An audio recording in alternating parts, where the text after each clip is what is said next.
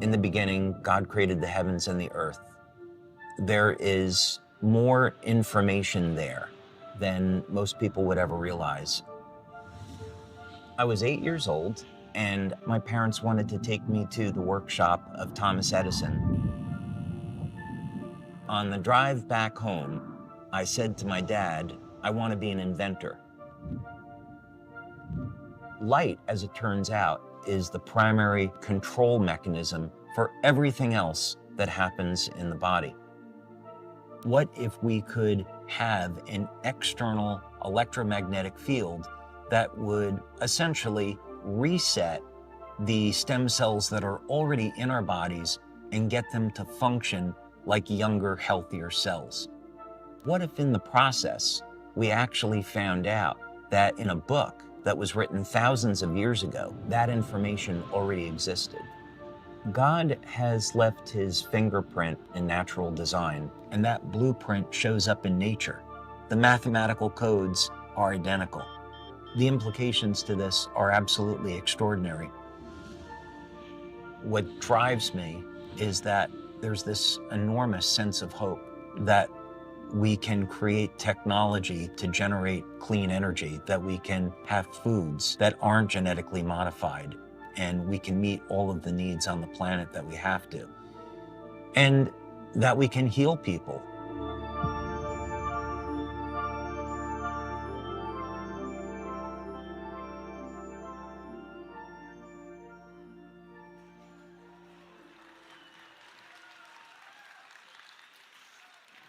A couple of years ago, I had the opportunity to meet the brightest light, one of the very brightest lights I've met in my life, and certainly the brightest light that I've met in over a decade.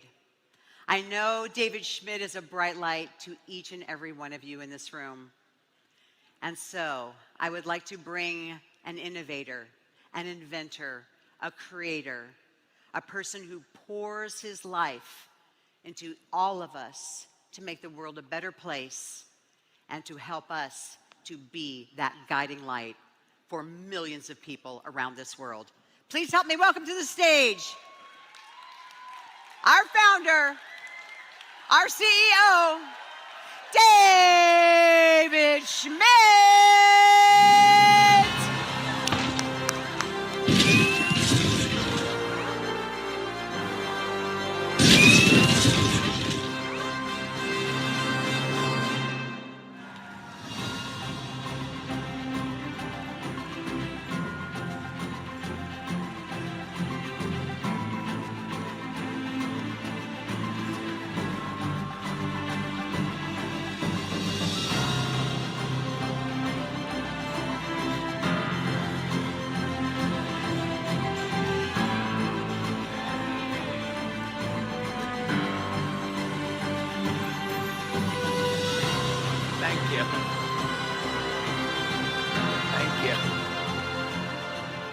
Thank you very much. Thank you. You all have a great time last night? Okay. I'm going to start off. I have a confession to make. My wife's very nervous. It is incredibly difficult to buy a Christmas present for me. Really difficult. Every year, my mother-in-law will ask me, "What do you want for Christmas?" Every year, I say to her the same thing: I want world peace.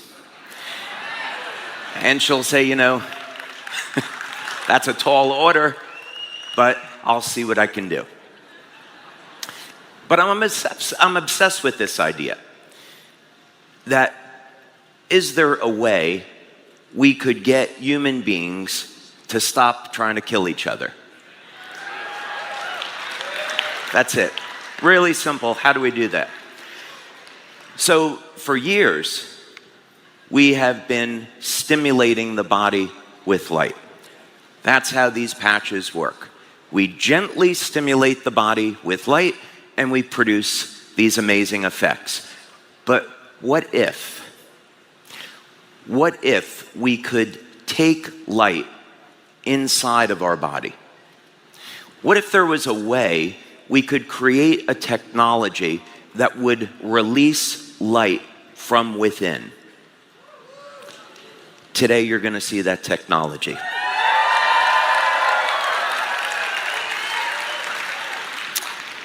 This day, this weekend, marks the next generation of LifeWave. The first 20 years have all been about LifeWave technology and patches. Now we are going to expand on that. Instead of just stimulating the body with light, we are going to explore an entirely new generation of light therapy technology. So, what benefits could we expect to see from this? First thing is, this technology is an entirely new way to elevate NAD. So at least some of you know that, what that is.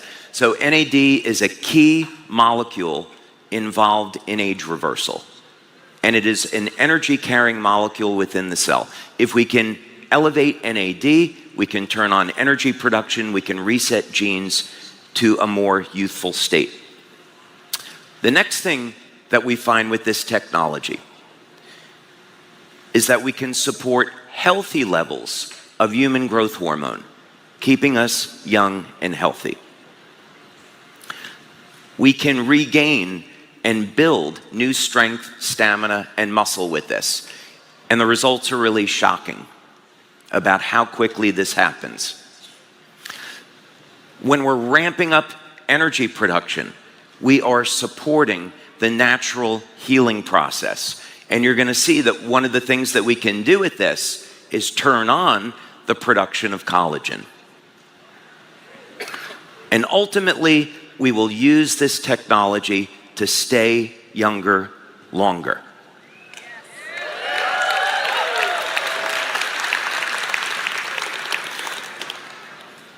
So increasing NAD, supporting growth hormone levels, more strength and muscle, natural healing, and living younger longer. These are 5 new benefits that are all coming from one new machine. So today, you are going to meet our new LifeWave water technology.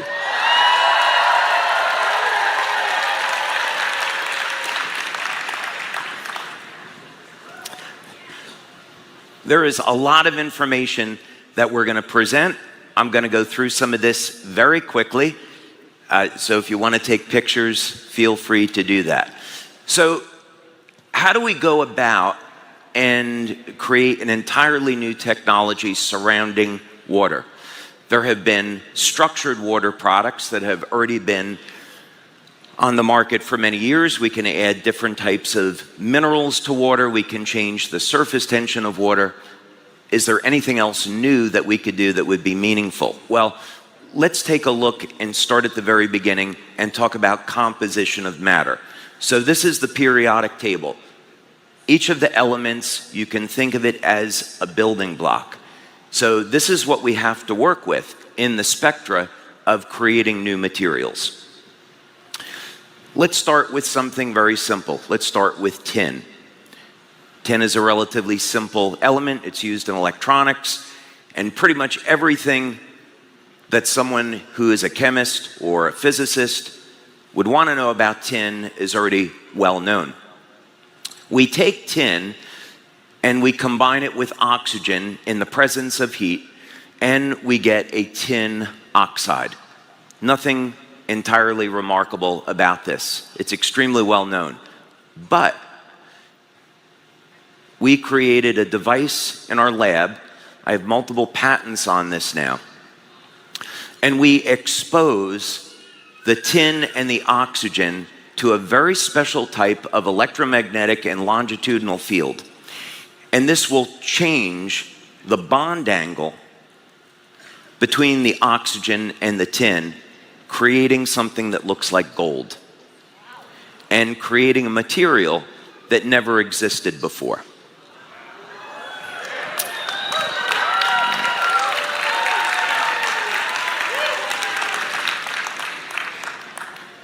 And here's the really interesting part. By changing the frequencies or changing the wavelengths of light that we work with, we can change the bond angle. Now, when you have light reflecting off of a surface, that's how you're going to get color. And so by changing the bond angle, we change the angle at which light is going to reflect off that surface, and as a result, we can change the color. So we've made these metals that look like gold, orange, red, blue, purple, just by changing and manipulating the matter with frequencies of energy. So we did something really fun. We created a LifeWave 20th anniversary coin from this material that never existed before, and we gave this coin to our qualified senior presidential directors.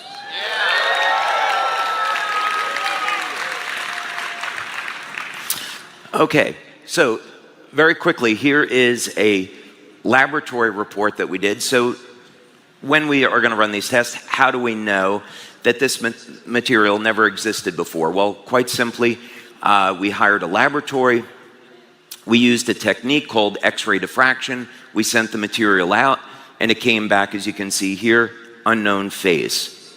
So they compared this material to 60,000 other materials and found out that it had never existed before. And you can see a peak on the left that's showing that it's novel and unique. And then here is a laboratory report. No tin or tin oxide reference patterns matched this phase. So a unique, novel material.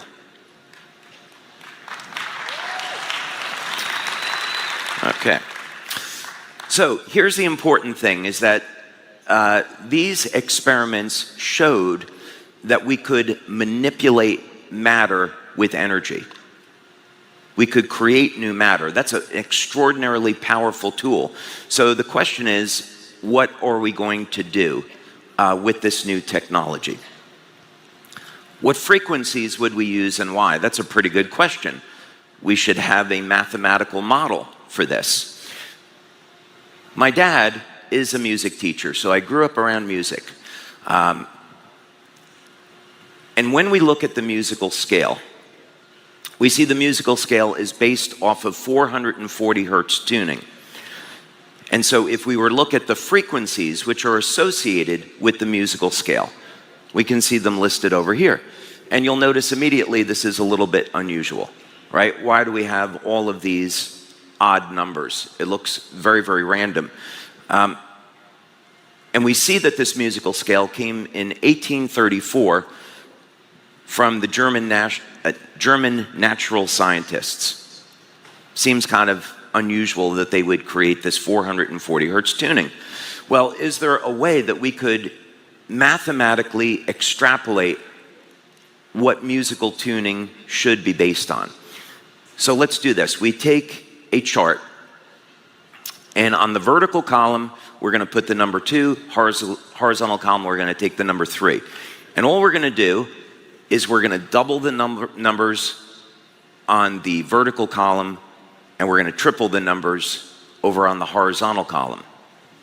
And then we're going to take the product of each. So in other words, 2 times 3 is 6, 4 times 3 is 12, and so forth. And we continue to fill out these columns this way. Okay. Now, as we're creating this chart, we get to the number 432. So 432 is very close to 440. So let's see if we could create a musical scale based on 432 hertz instead of 440 hertz. Thank you. It wasn't my idea, but I appreciate it anyway. Now, here's another thing that's very interesting. I have a friend, Terry McGrath, who is a physicist, and he has a patent called the Physical Quantum Atomic Model of the Atom. And in that model, an atom, you never heard of that before? Am I only one that did the homework? My goodness. Okay. So 108 is the number of resonant nodes within an atom. So this starts to make sense. In other words, if you want to affect matter, you should have a model that allows for manipulating the atom with resonance. And that would be based on 108 hertz, or 108 nodes within the atom. So this started to look very promising. So now we have our existing musical scale based on 440, and now we look over at 432. What would that look like? So we just simply go to our chart, and we fill it out based on the frequencies that are in each column. So in other words, when you take the vertical column based on 2, or the horizontal row based on 3, and then you multiply that and get the product, what you end up with, each column represents a different musical note. And everything fits perfectly. And of course, in music, we have a note A at 432. If we go up an octave, the next frequency is 864. Or, of course, we can take any harmonic of that. So it could be 108, 256, 432, 864, and so forth. So there's our new musical scale. So how can we apply this information? Well, here's what we did. We created this device called a double helix conductor. And if we're going to try to work with the natural world, then let's have an electromagnetic field that nature would use. So in this case, a double helix, DNA. So the idea was that we were going to take these musical notes and musical frequencies and plug them through this device and see if we could have any effect on matter. So one of the things we want to do is heal people faster. We want to increase protein synthesis. So at the time, we were in California. And as it turns out, when you're in California and you want to grow plants, there's a number of companies that are very interested in accelerating the growth rate of plants. It's very easy to work with these companies and do experiments. So that's what we did. If I could do a Bill Clinton impersonation now, I would. I never smoked, never inhaled, or however that goes. That was terrible. That was more like Trump. That wasn't Clinton. All right. I'm not going to do a Trump impression, honey, don't worry. So this is what we did. We had our control group. They kind of look like Christmas trees. And we have our treatment group. And you can see right away what we found was that exposing these plants to these energy fields increased the rate of protein synthesis. This is extremely important. And we can see if we look at this and treat an entire column of plants, we can get this effect. So commercially, this has a value. Now, of course, we want to apply this to human beings. So we did this work at the National University of Ireland in Galway, and we worked with the Regenerative Medicine Institute, Dr. Tim O'Brien. And this was an experiment that we did with rabbits. So these rabbits had diabetic ulcerations. We applied this field, and right away, we found that we could accelerate the rate of repair in this open wound using this technology. So this was the first evidence that we had, that there was a way that you could, without any stem cells injections, without any drugs, just using energy, you could accelerate the way that people would heal. So our focus now, of course, we went through many years of selling X39 and doing multiple studies on X39, showing how it activates stem cells and improves healing. Now our goal is a little bit different. We're still interested in accelerating the rate at which people heal, but now what we want to look at is, can we apply these techniques to longevity? Can we stop the human aging process? Can we keep people younger longer? How are we going to do this? And are there any examples in nature? So one of the things that we did is we take a biomimetic view, meaning we want to look to nature and see if we can copy nature and create new technology. So one of the examples that we used were temnothorax ants.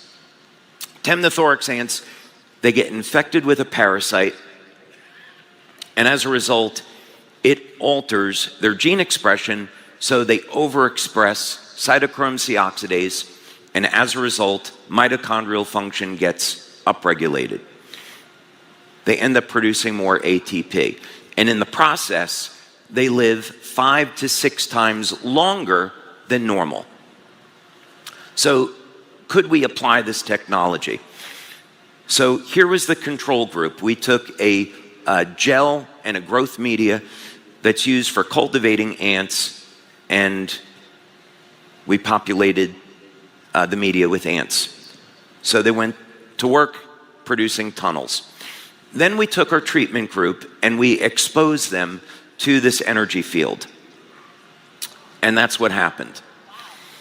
So we were able to show that we could take a mechanical device and transfer energy from that device over to a living system where it would increase the energy in the ant, and the ant could end up doing more useful work.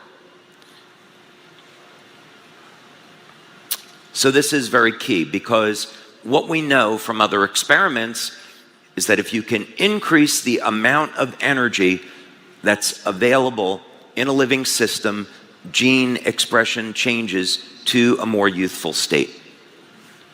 So what does this have to do with human beings? Well, this is a link now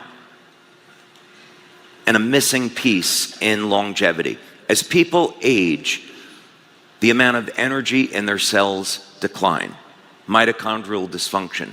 So if we can have a technology that can reverse that, we can, at minimum, keep people younger longer.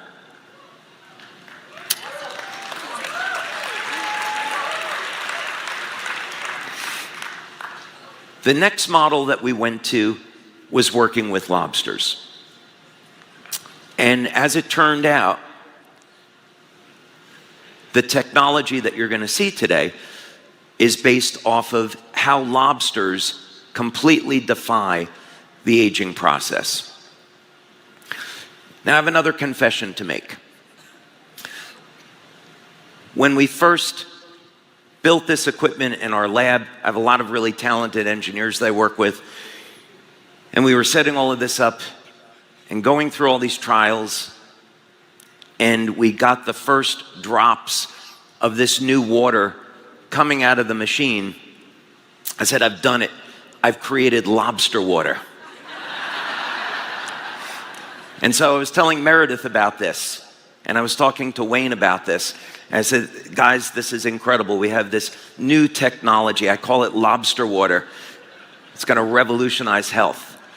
And Meredith said, question, is it too late to change the name? Needless to say, your product will not be called lobster water. But it is the key to bringing light into the body.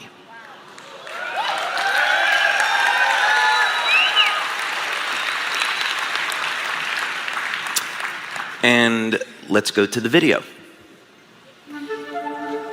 For those curious about the intersection of science, faith, and naturalism, there sure are some fascinating conversations and facts out there that speak to the concept of intelligent design, the debate on God's existence, the age of the earth, unfathomable mathematical coincidences, Bible codes, and more. For instance, with over 11 million followers on YouTube, Destin Sandlin from Smarter Every Day recently visited Vanderbilt University to do research with his camera rolling on the existence of something called the flagellar motor. The implications for a biomechanical motor are insane. Think this bacteria is somehow moving just to move? Think again. This bacteria has an operating system. Yeah. It has sensors. Yeah. It has effectors. It has actuators. Exactly. Yeah. And it has feedback. Yeah, and feedback. I'm getting emotional. I know. Because it's so it's a neat design, is what I'll say. It is. It is. And it is all made out of molecules and looks like a sophisticated biomechanical motor that only recently was brought into focus through intense magnification imaging and modeled by the School of Pharmacology at Vanderbilt. It's made up of molecules and is here by chance? So the flagellar motor exists, and it's amazing. It's complex, and it reminds me of an electric motor, and I love it. Like, I love this thing, and I think it's incredible. There are implications for the fact that something so complex exists and is so integral to the creation of human life. I mean, this is fascinating stuff. So it also opens up a huge debate. People say, well, how can something this complex come to be out of nothing? The logic goes like this. If this motor system is composed of complex individual parts, and all these parts work together to perform the overall function of rotating, then how did the individual parts come to be? Did it all have to happen at the same time? What were the steps these components took to assemble into such a complex molecular machine in the first place?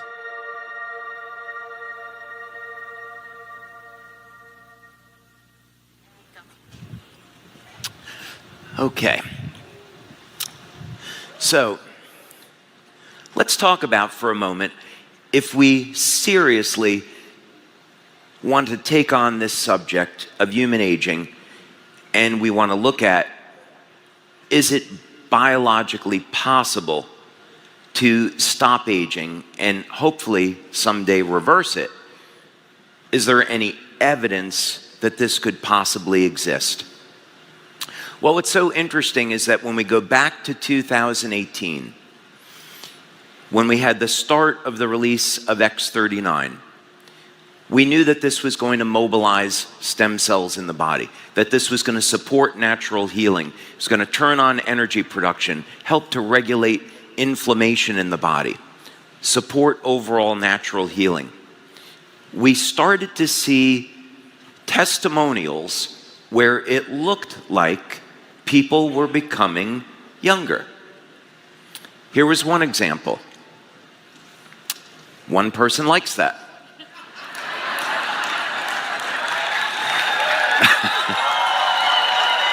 $5,000 people like that. So we started to see this evidence that as people began using X39, they showed physical signs of becoming younger. And in some cases, the results were dramatic. It certainly wasn't that case with everyone. I wish it was, but it wasn't that case with everyone. But we did have dramatic testimonials like this. So the question is, what's going on here? What can we learn, and can we come up with technology to apply this to everyone? Because it certainly looks like it's possible to at least reverse part of the aging process. And certainly copper peptide will do that. So let's take a look through the literature. And this is fascinating. I've used this example before, but it's worth emphasizing again. Oxytocin. Oxytocin is the hormone that we associate with love. It's the hormone that's released when a woman gives birth, so it allows for bonding between, I was going to say a woman. Is that okay to say these days? I think it's okay, right? Yeah. I'm going to say it anyway because I know there's men and women.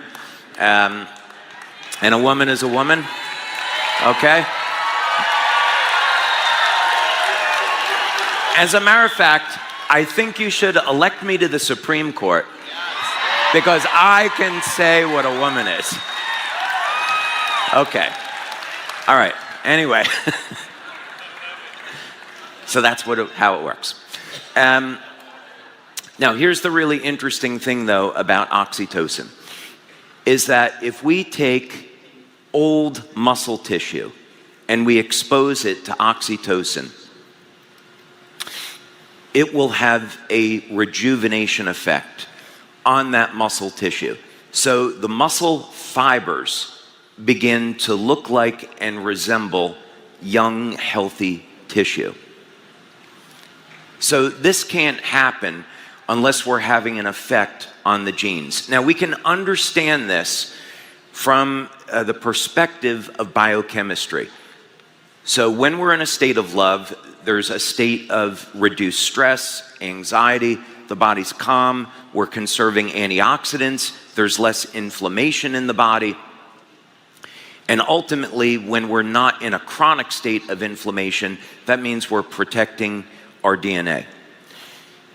So it's kind of easy to understand on this on a biochemical process when we're thinking of prevention, but when we're thinking about age reversal, that's an entirely different subject. There's more going on here than simple biochemistry. So let's see if we can understand that. So let's take a look at lobsters. We're going to use lobsters as a biological model. And lobsters are able to defy aging. There have been lobsters that have been found that are over 130 years old. And lobsters don't age during that process. So if you were to examine the muscle of the lobster that's 130, it would look like it is young and healthy. There's no type of oxidative stress, no inflammatory stress, no signs of aging whatsoever. In fact, as lobsters get older, they get stronger. So we want to understand this. They're not going to die due to old age. Lobsters will be killed by a predator like human beings. They're going to get sick, or they're going to outgrow their shells. Those are the mechanisms in which a lobster is going to meet their end, but it doesn't happen through normal aging. So when scientists look at an explanation in the scientific literature, the prevailing theory is that this all has to do with the telomeres. Excuse me. So this is based on telomere biology, meaning that telomeres are the rods on the end of chromosomes, and they're going to control the number of cell divisions. So as we age, as human beings age, these telomere rods get shorter and shorter until finally we're in our 70s and our cells can no longer multiply and divide. In lobsters, that process never happens. Lobsters, their cells will continue to divide an infinite number of times. So of course, humans have these telomeres, and one of the searches today in telomere biology is to look for either a drug or a naturally occurring material that can keep the telomeres lengthened. So, all that information is true. However, what we found in our research is that this was not the whole story. It was part of the story, but it doesn't explain everything. So, what if there's more going on here? Let's see what we can learn. What if there is some natural living code that's responsible for the lobster's immortality? We already know that everything in the body is controlled by light. It's the way we were created, it's the way we were designed, and it's very easy to prove scientifically. The electromagnetic systems in the body, the electrical systems in the body control the biochemistry. So there must be a way to tap into this. How are the lobsters using their energy fields to prevent aging? That's what we want to know.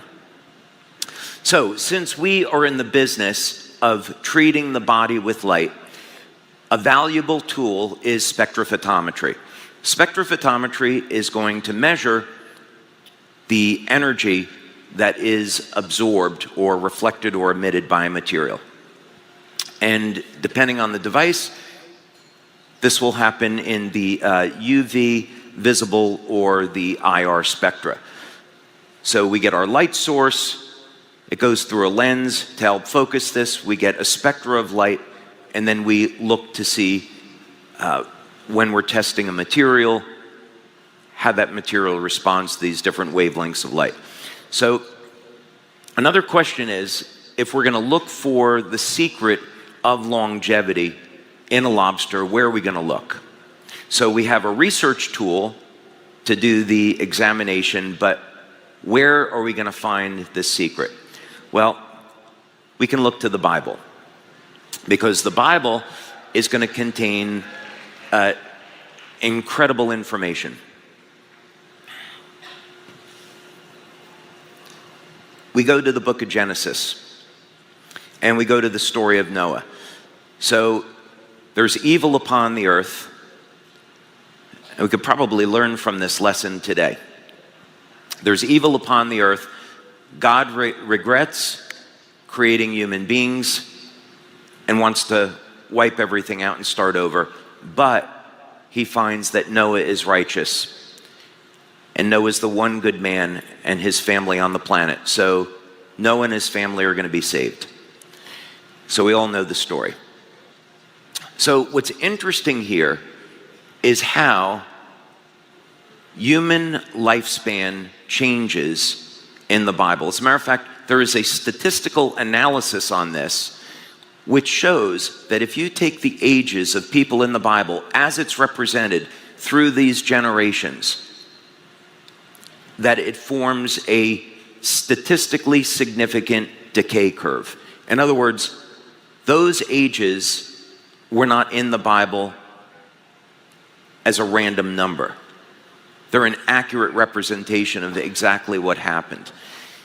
And so what can we learn from this? Well, God says to Noah, okay, now you can go and eat the flesh of animals. So presumably, before the flood, people were vegans. We're eating fruits and vegetables. But now we're going to go ahead and eat the flesh of animals, but don't eat the blood, because the life is in the blood. So what if we were to take that literally? What if there was something in blood that hadn't been discovered? We all know what blood is meant to do, but maybe there's something else there that's been overlooked. So let's take a look. For lobster blood, there's a number of different varieties. And we turn to this scientist that's an expert, Robert Baer. And he's been studying lobsters his entire life. And we had a very interesting conversation with him. And one of the things that came out of this was that lobster hemolymph was being used as a treatment for COVID-19. And lobster blood is based on copper, of course. So what's hemocyanin? Hemocyanin is a copper-containing protein. So lobsters are the Vulcans on this planet. For all you Star Trek fans. Oh, so happy we got some Star Trek fans here today. Okay, a lot of Star Trek fans, all right. So, of course, we can't help but notice that in human beings, GHK is bound to copper, and that will reset about 1/3 of the human genome to a younger state. So I think it's fair to say, would a similar mechanism be going on in lobsters? Does the copper content have anything to do with the longevity? So we could look there. And what's the connection? So we pull up this research study that's done by Professor Joseph Kunkel. That's a big lobster. I'm not sure if it's just coming out of a broiler, though. I think it's alive, but I'm not sure. That would feed a lot of people. And here's what the spectrophotometry chart is going to look like on this. And I started to notice when I looked at this data that there were these peaks that were going on at 550 nanometers and 400 nanometers. So the visible spectra is between 400 and 700 nanometers. Anything under 400 is up in the UV range. Below 700 is in the infrared range. And you can see that there's these interesting effects that occur where these three different samples intersect between 700, 710 nanometers, and 525 nanometers. Okay, I know this is getting technically boring, but there's a reason why we want to go through this. So a moment ago, we were talking about musical scale and 432 hertz. So we did these experiments and we showed that if we put music essentially into these electromagnetic coils, that we could accelerate the way that people healed. What does this have to do with wavelengths of light in lobster blood? Is there any possible connection? So the immediate thing that we notice is that if we start with a 432 based tuning and then we double the number, we're going up in octaves. So here's what I did. I took 432 and you continue to double it. And you can also put this into a online calculator for converting frequency over to wavelength. So there's a number of ways to make this calculation, but basically you can convert a musical note over to a wavelength of light. So that's what I did here. And we end up with 400, when you do the calculation, you end up with 432 hertz, equal to approximately 631 nanometers. Now, I'll tell you why that's interesting. It's interesting because in the scientific literature, 630 nanometer light is one of the wavelengths of light that's used to turn on mitochondrial function. And 440 hertz is not. All musical instruments should be tuned to 432 hertz because it is harmonic with the human body. It actually promotes energy and healing. Alternatively, we can use 630 nanometer light to turn on mitochondrial function. But we're still going to, if we do that, we're still going to be stimulating the outside of the body. And the patches are still superior in this sense because we can turn on specific peptides in the body that you can't with normal light. But this is a very powerful piece of information. So let's take a look at this. So we go back to our lobster data, and now we have 550 nanometers is one wavelength of light that's coming off of lobster blood. 630 nanometers, we took that number based off of 432 hertz tuning because that's what we were using in our experiments.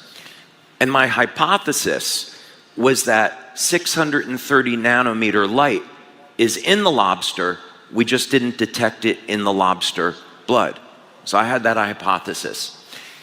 And then the other wavelength of light was somewhere on the chart, it would be somewhere between 700 and 709 nanometers, roughly. Those are the wavelengths we were working with. So this was my first invention that came off this process. I call it a biophotonic reflector and ended up getting several patents on this.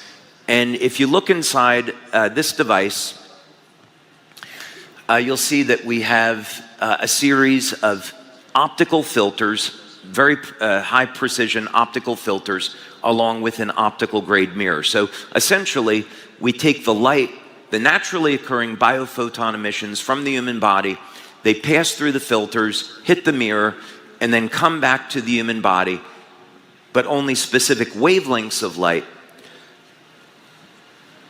stimulate the surface of the skin. So that was the idea behind this. Let's see if we could treat the surface of the skin with the same wavelengths of light that are responsible for keeping lobsters young. Did that make sense? Okay, that was the objective. we got 2 to 3 years of age reversal in 10 minutes. And the way we measured this was through looking at the cell capacitance, the size of the cells. So a measure of how cells age is in their size. As we age, the cells will begin to shrink. And the electrical charge of the cell will start to become smaller. It's one of the mechanisms that's not well known about how a healthy cell goes and becomes cancerous tissue, and how ultimately cancer can be treated naturally. But that's a different subject. So we can correlate aging to the electrical charge around the cell. So when you use this device, the cells expand, cells become younger. But it's almost too rapid. So we wanted to look for other methods here. Now let's go back to this idea that we can use technology to create new forms of matter. Maybe we could take some of those experiments that we did and apply it to this new knowledge that we have. If we were going to create new matter, what would we do?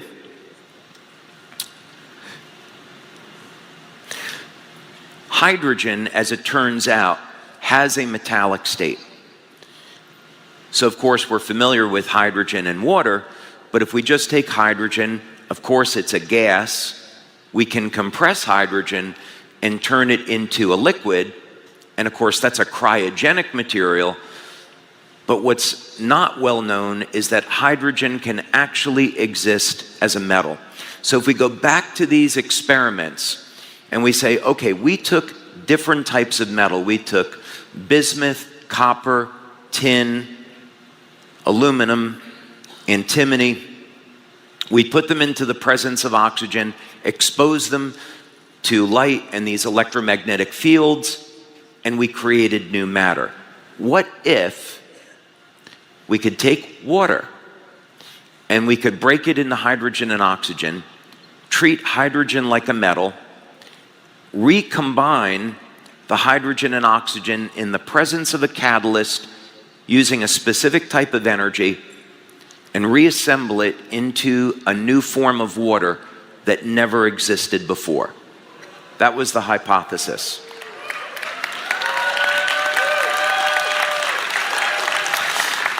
So if we could achieve this, what it would literally mean is that if we could do it, we could create a new type of water that had photons of light embedded into the bonds of the water, so that when you drank the water, it would release that light into the body. That was the goal here. And that's how we got from where we started to where we are now in this presentation. So I built this machine that was it was a great Tony Stark moment for me. It was maybe about 3 feet wide and about 9 feet long. And we started getting drops of water coming out of this thing. And it was incredible to see it for the first time. But it was so slow, it was so painful. But we did it. So everyone knows what ice looks like. Here's a beaker of distilled water where we freeze it. Now what we're going to do is we're going to take this new water and we're going to do the same thing. We're going to freeze it. So why do we want to freeze it? Well, it's a phase change. Another hypothesis here is that as water goes from being a liquid to a solid, in chemistry that's a phase change. So can we see whether or not the light in the water is going to be released when the water changes state? Because that would represent a change in the bond angle. So it would make sense to me that the light would be released during that process. And that would be a really great thing, because it would mean that once the water gets into the body, the water will phase change and release the light. So let's see what happens.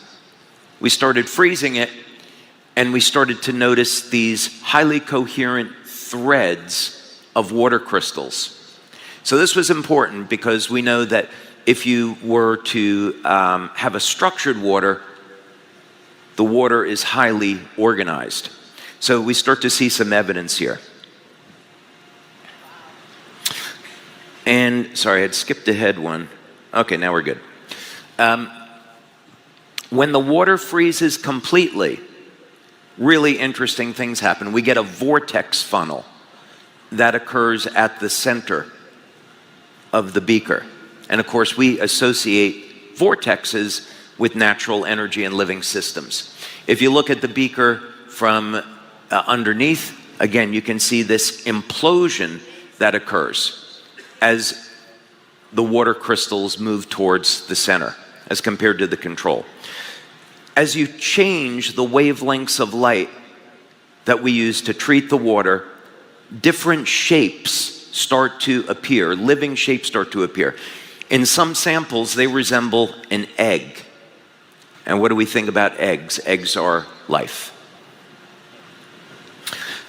And depending on the type of water that we use and the treatment and the amount of treatment time, we get an increase in the density of the number of water threads. So what this means is that we can control how much light is in the water through the settings. You probably would like to see this now, right? Okay. We're going to watch now a time-lapse video that we took. What we did in our lab was we took a freezer. Okay, we're going to play it. So just watch it. We have our freezer, and it has a glass front. We have a time-lapse camera. So you're seeing this water sample being frozen over a period of about 4 or 5 hours.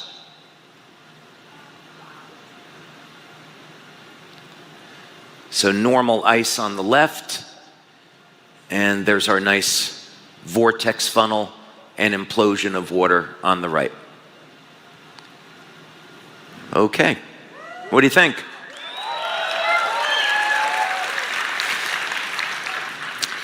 And then sometimes really weird things will happen when we're playing with the settings on the machine. Sometimes we will get these pylons that will rise out of the water. And we get all different types of shapes. My daughter Kelly, who's in our lab, this is her project. She's done a phenomenal job on these experiments. And she calls this a strawberry. So she's making strawberries out of ice in the lab. So now that we have created a new form of water, the question is, and by the way, this is patented already. This was a very quick patent for us. So we'll have just filed another 4 patents on this. We'll have over 20 patents on this technology by the time we're done. So we need to be able to determine if there's any benefits from drinking this water. We've created this new form of water, never existed before. Now we want to know if there's any longevity benefits. But what happened next, I think, was even more incredible. We had created this new water, never existed before. We did it from using a piece of equipment that has only been around since the 1950s, spectrophotometry. So prior to the 1950s, there would have been no way to figure out what wavelengths of light lobsters were emitting, which was fundamental to this discovery. What I found, though, what I didn't expect, is that the same codes, the same living codes that I used to create this technology were found in a book from 5,000 years ago. The key to this discovery was already in the Bible. Let's go to the video.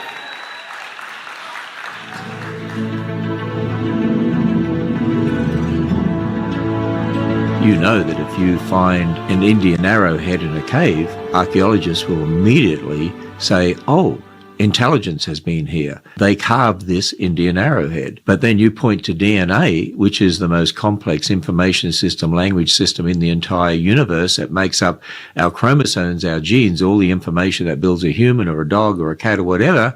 And secular scientists will say, oh, chance. You know what DNA is? It's like a complex information system. You see, life is built on information. Do you know how much information there is in living systems on this planet? It's not billions. It's not trillions. It's actually zillions of bits of information. And you know what? You've got to have a language to read the information. Do you know DNA not only has an incredible amount of information in it, but it also has the information to make a language to read the information. If you're going to read a book and it's in Russian, you need to know the Russian code or language or you can't read it.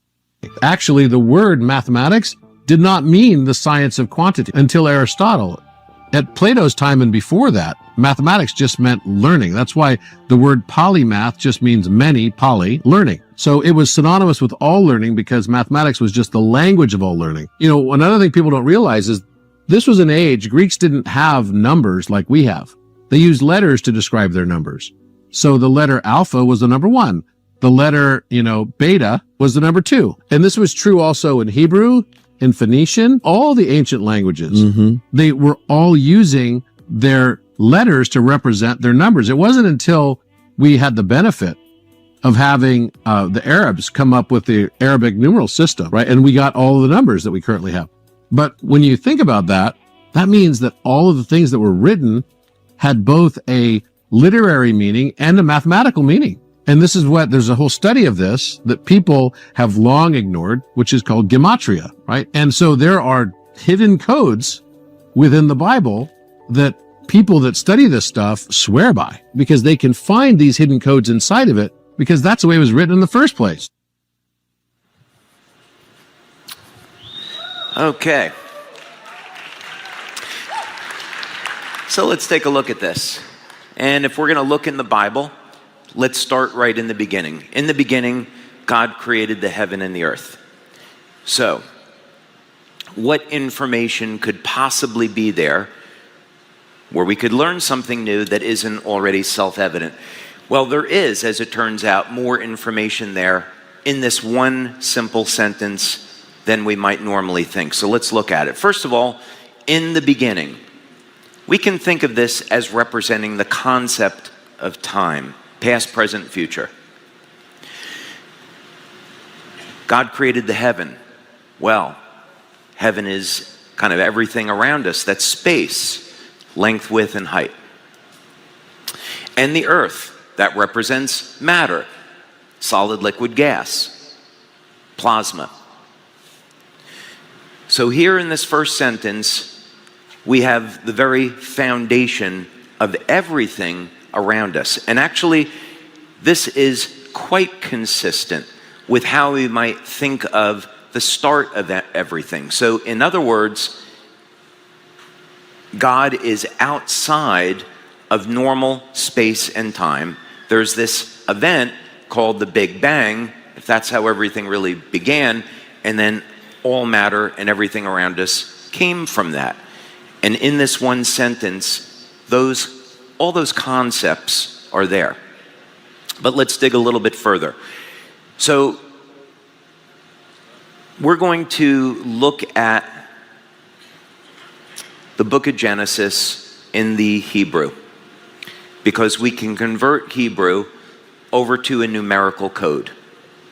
We can convert the letters over into numbers, and we can convert the words over into numbers. So if we were to look at, in the beginning, God created the heaven and earth, in Hebrew, this is what we would see.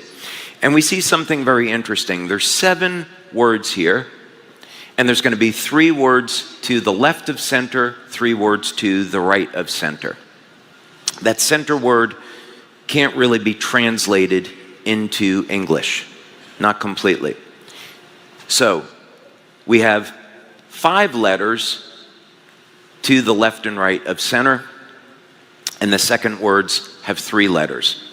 Okay, that's a little interesting. Let's take a look at this another way and use the numerical values.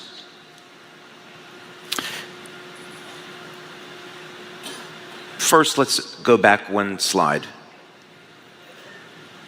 Because actually there was something here I wanted to show you that wasn't here. We can look at this as being a ratio.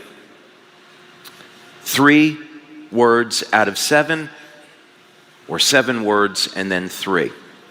3, 7, 7, 3. Those numbers mirror one another. Oops. Try that again. Okay. So we're going to convert these letters and words over into numbers now, and this is what it's going to look like. So far, they just look like numbers and nothing really much more about that. Oh, there's our 3773. My mistake. Okay, so we got these 7 words total, 3 on the left, 3 on the right. Now, let's just start someplace and let's add all of these numbers together. We come up with 2,701. Okay, so far, nothing really remarkable about that. Apparently, however, 2,071 is 37 times 73. 3773. And I want you to remember that 3773 because later on it's going to become very important because it was foundational to a discovery I made. 37 happens to be the 12th prime number. 73 is the 21st prime number. 1, 2, 2, 1. Those numbers mirror one another. Maybe there's something about that that we're supposed to pay attention to.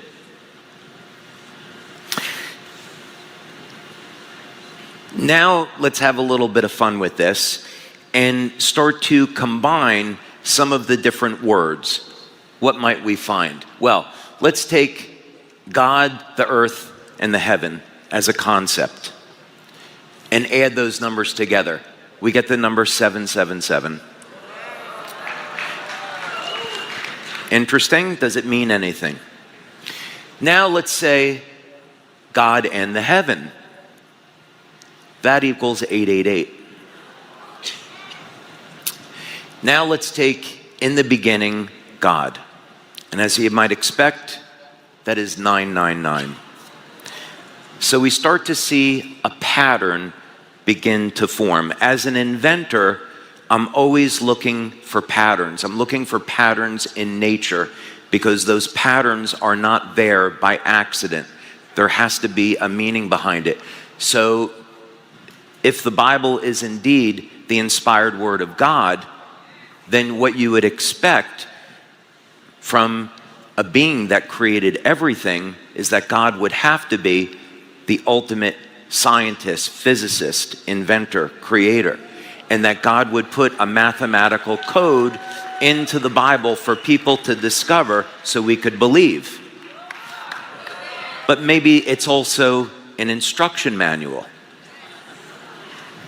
What about that? So I looked at these numbers and I thought, let's go back and look at 3773 again. So 777 is 37 times 7 times 3. That's kind of interesting. 888 is 37 times 8 times 3. And 999, 37 times 3 times 3 times 3. This is starting to not look like a coincidence. And these numerical codes are only the beginning, because you see these numerical codes throughout the Bible. But what does this have to do with lobster blood? Is there any connection there? So we go back to these wavelengths of light. What we had already seen was that 550 nanometers, 630 nanometers, and 700 to 710 nanometers, when we created this biophotonic reflector, we found it was capable of, at least in part, reversing part of human aging. So we have in the book of Genesis the story of creation, the story of human beings, and then ultimately the fall of man. So you might expect, if there's a mathematical code in the Bible, in the story of creation, we might find that same mathematical code in nature. But you can see that these numbers are not the same as 777, 888, 999. So on the surface, well, there doesn't seem to be a pattern there. But wait. 3773. What if instead of that just describing the number of words and the way those words are arranged in the book of Genesis, what if it's a ratio? What if what God is trying to tell us is you need to look at the ratio of these numbers? So that's what I did. Let's take a look at that. There's our biblical code. There's our lobster code. 777 divided by 888 is 0.875. 999 divided by 888 is 1.125. So we're going to take 631 nanometers at the center over here on our wavelengths, multiply it by 0.875, and we find about 550 nanometers.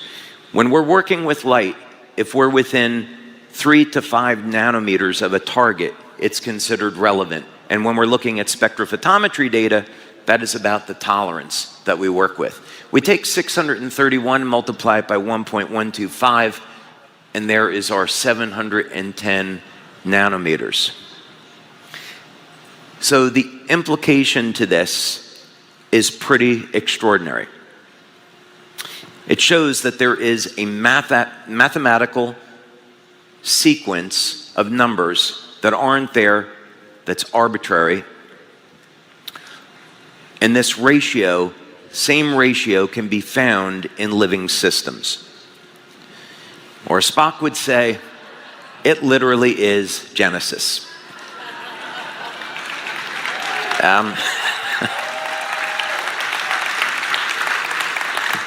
Okay. What movie was that from? Anybody know? Star Trek what? Which Star Trek movie? 1, 2, 3, 4, 5, 6? Star Trek 2. Come on. I know my friend Matt over here knows the answer. He's just not saying anything. Okay. So what does this all mean? Well, I think in simple terms, we can say that the Bible is a historical document. If you were to speak with a Hebraist, they would say it's definitely a historical account. It's written as a historical account of things that actually occurred. So it means as that reference, we can learn from it. But because we can convert the words over into numbers, we can look for patterns there and we can learn from them. And this is all just the beginning. They're not there by accident. So it is, to me, evidence that the Bible is the inspired word of God.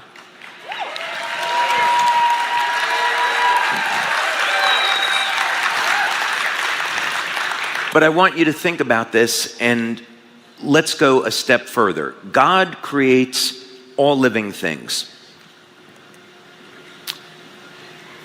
Then these codes, they show up in nature. So as you would expect in our natural world, that there is going to be intent and intelligent design when it comes to all living systems. So as you saw in the video, we even have molecular motors, molecular machinery that is in our body. Things that are highly complex that 100, 200 years ago was never even expected to have existed. But it does exist. And we can use this information to create new technology that never existed before. And we're really just getting started with this. So God creates all things, and like an artist, God signs his fingerprint in nature, leaving it there for us to find. So this is incredibly exciting to me because it means that when the Bible was written thousands of years ago, they didn't have modern technology like spectrophotometry, where they could analyze lobster blood and then say, okay, we're going to write the book of Genesis so it lines up with lobster blood, right? That didn't happen. God creates all living things, and this pattern is in our very DNA. It's the makeup of who we are. And it means as a race, we're all united. We're all human beings. We shouldn't be fighting and killing each other. We should be uniting with one another.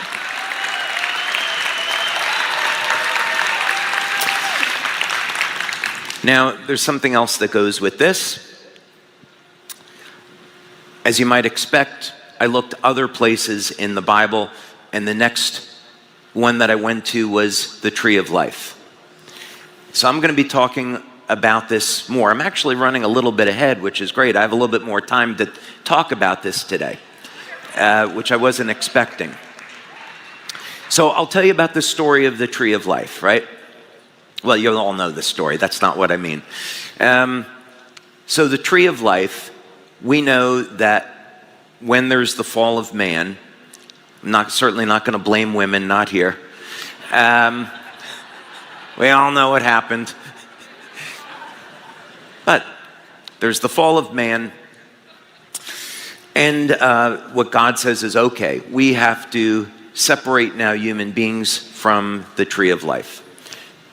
And so you could say then in the beginning that human beings were designed to be immortal, that we were never designed to age.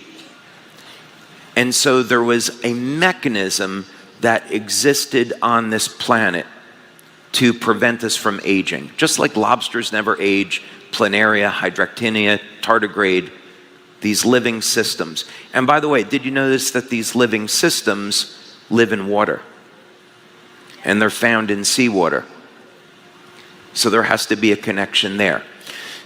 So if a mechanism was put onto our planet to prevent human beings from aging, and it was this thing called the Tree of Life, we obviously don't have this here today where we can look at it and examine it scientifically, but what we do have is the mathematical code in the story of the Tree of Life. So I looked at that code, and I distilled that code down into a number. And that number, when I looked into the scientific literature, was a wavelength of light that stimulated the production of telomerase. And when I looked at the compound that was responsible for that, I found it in lobsters. It all comes together.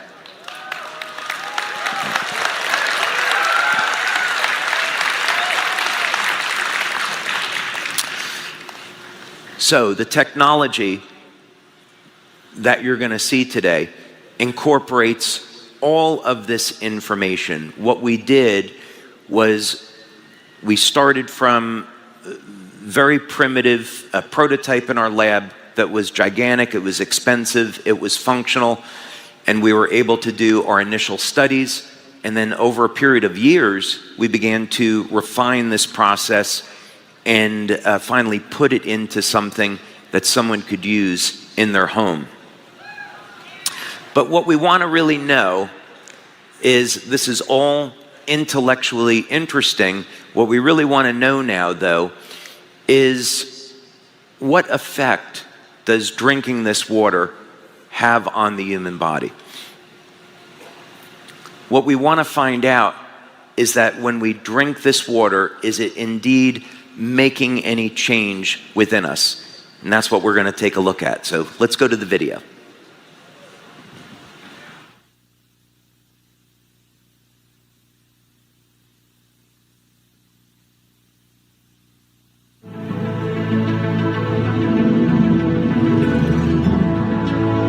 Most people think that radiocarbon has been used to date rocks. Whenever they think of radioactive dating, they think of radiocarbon because that's what they're used to hearing. But radiocarbon isn't used to date rocks because most rocks don't have carbon in them. And what we need is organic carbon because it's intrinsic to the methodology or how you understand how radiocarbon works. How does a tree then get carbon-14 in it? Well, it's simple because the radiocarbon is produced in the upper atmosphere. Cosmic rays bombarding the Earth's atmosphere turns nitrogen atoms into carbon-14 atoms, which circulates into the carbon dioxide that we breathe. And so it's also taken in by the plants during photosynthesis. So it's in the wood, it's in the leaves, it's in the vegetables we eat. Animals take it into their bodies, so it's in the animals that we eat. So it gets into our bodies. So not only are all these plants around us radioactive with radiocarbon, but we are ourselves. So you have it, I have it. Correct. And as long as we live, we're taking more radiocarbon into our bodies. But when we die, we stop taking radiocarbon into our bodies. And so a dinosaur dies, it stops taking in radiocarbon, and then over the thousands of years, it's getting less and less radiocarbon. And as I said before, after 90,000 years, there should be no radiocarbon left in dinosaur bones. If every atom of the Earth was radiocarbon, it all would have decayed away in less than 1 million years. So if you already believe the fossils, dinosaur fossils, the coal beds, all those things are millions of years old, you wouldn't expect to find any radiocarbon in them.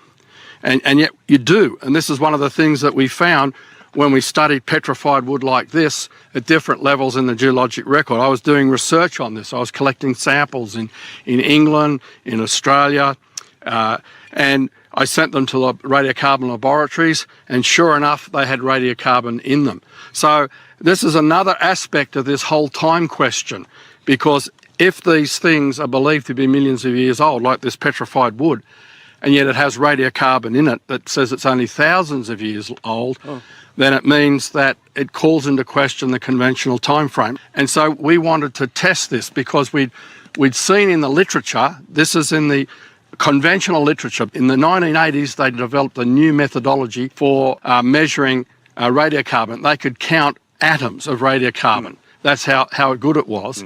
But they wanted to be sure that they weren't getting any contamination in their laboratories.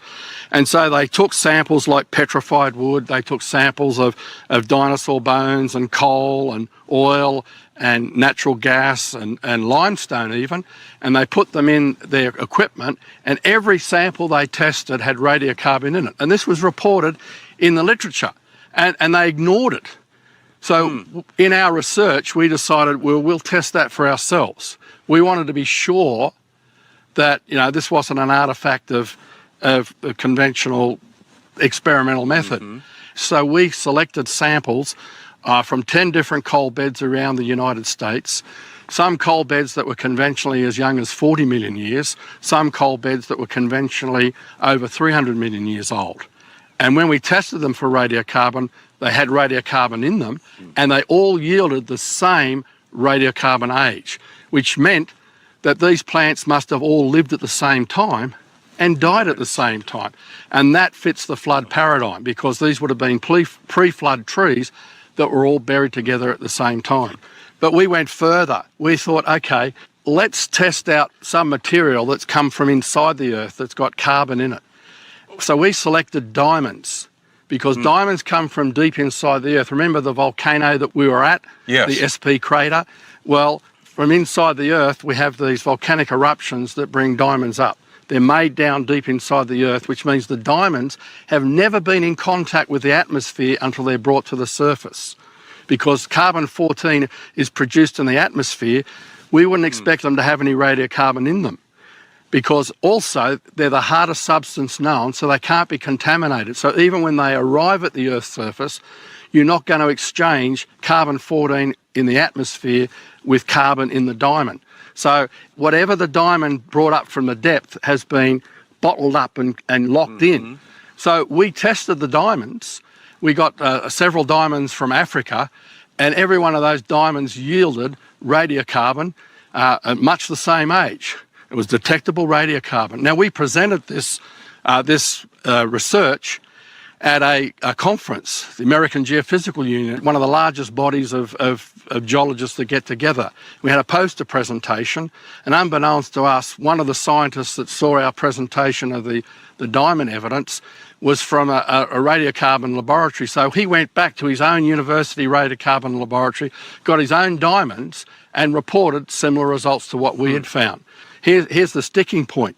The diamonds are supposed to be between 1 and 3 billion years old. That's the conventional age. For them to be only thousands of years old flies in the face of the conventional wisdom. So again, this is an illustration. You know, we did our own sampling, got our own laboratory results, and verified what was already in the open scientific literature for several decades, whether it's petrified wood, coal, dinosaur bones, the shells of shellfish, they all contain radiocarbon, all through the fossil record. And so that tells us that these layers aren't millions of years old. When we're talking about radiocarbon, these radiocarbon results, we're talking about an Earth that's only thousands of years old. We're talking about trees being buried in coal beds all in the 1 year during the flood. That's why they gave the same age. Then that's radically different from the conventional paradigm. They've excluded God from the picture. And that's why they can deliberately choose to ignore the evidence. It's not that the evidence isn't there, it's that they've chosen to ignore it.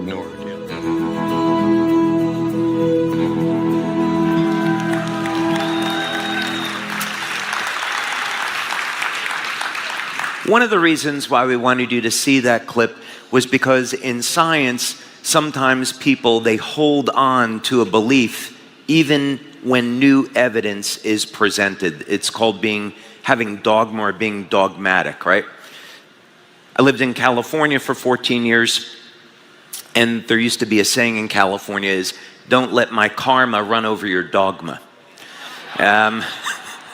So it's not good to hold on to a belief so strongly in science where you're not open to seeing new information. There's always new things that are being learned, and we should be open to exploring these things, even if it flies in the face of what's long been established as scientific fact. That's the way we're going to explore and learn new things and expand.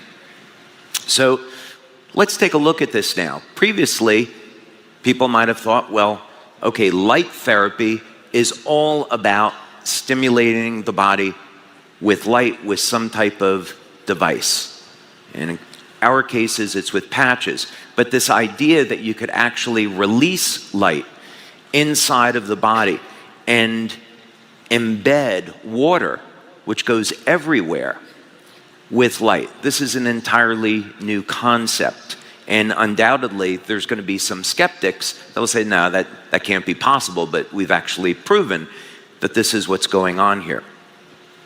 So we have a total of 7 human clinical studies now, and we've completed 4. The 5th one will be completed, I hope, this month, and then we have another 2 that are in process. So we took the initial study that we did and learned an enormous amount of information from it. And then from there, we began to modify the study to see what else that we could learn. So in the first study that we did with this light water, do you guys like the name light water better than lobster water? Okay, all right. So the first study, what we wanted to do was cast a huge net. And we essentially wanted to find out, well, what's going on in the blood, in the urine, what's going on in the bioelectrical system in the body.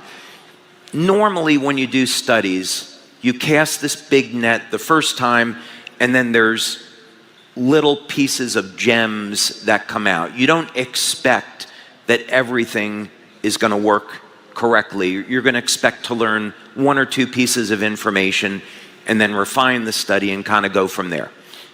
In this case, that's not what happened.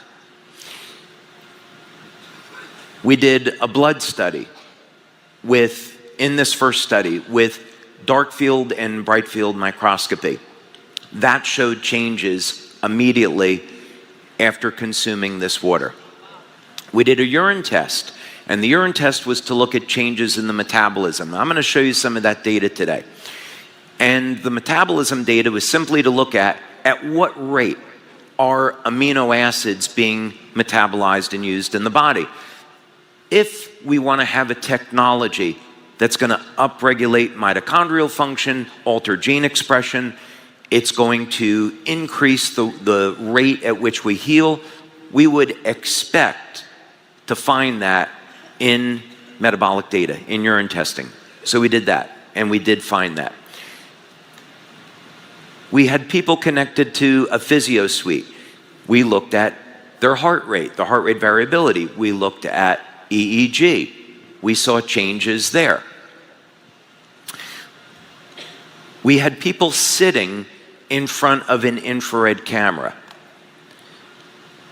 And we had people drink this water. Now, what we were looking for was to see if people were in pain, and you can see the inflammation on the infrared, if drinking the water would get rid of their pain. What we didn't expect to find is that when people drank the water, we would see light coming out of their throat. And this showed up in some people on the infrared. Now, when we have a new product, of course, we want to see how long is it going to take for people to respond to the product. So most of you are probably pretty happy that people respond to X39 in the first 24 hours, right? Yes, or I thought you'd be happy about that. Okay. In this study, and bear in mind, X39 is our flagship product. So the idea here is that we can have a technology not only to stimulate the skin with light, but now to take light in the body, and the two are working in harmony.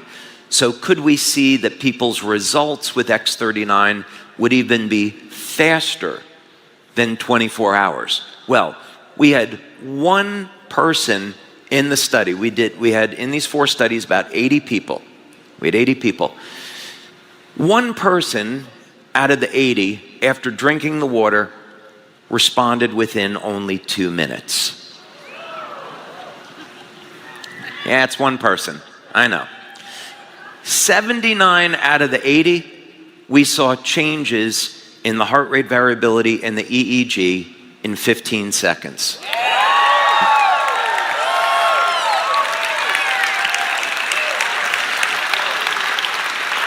So, we were very excited about that. So, let's take a look at this now. And we want to see what happened in the urine data. So, we got statistical significance, and actually, Dr. Caitlin Connor, just sent an email 2 days ago saying on the new study that they just did, they got statistical significance on that, so it reaffirms the data that I'm about to show you here, and we actually learned some new things. So the first amino acid, and I want you to look at this from the perspective of looking at a pattern that's forming, because that's exactly what happened here. Each one of these amino acids that gets upregulated in the body is a sign that that amino acid is being used, but what is it telling us about exactly what's going on? So the first one is sarcosine. And sarcosine, it shares properties with glycine. And what's interesting is that it's used to improve cognition. So when you drink this water, one of the effects that people report is a rush of energy up into their heads. That's sarcosine being metabolized and turning on the brain. And if you think about this another way, bioelectrically, if we're releasing light into the body, the big users of electricity in the body are the heart and the brain. The heart and the brain have massive electrical fields. So you could look at it another way. What happens is you drink the water, the light increases the electrical field and electromagnetic field around the heart and the brain, and this triggers changes in the metabolism, and we see sarcosine being utilized as a symptom of expansion of consciousness and improved brain. So expect to have improved memory, focus, processing in the frontal lobes from drinking this water. Okay, serine is another amino acid, that we saw, and interestingly enough, searing is related to cognition. So here we have another pathway.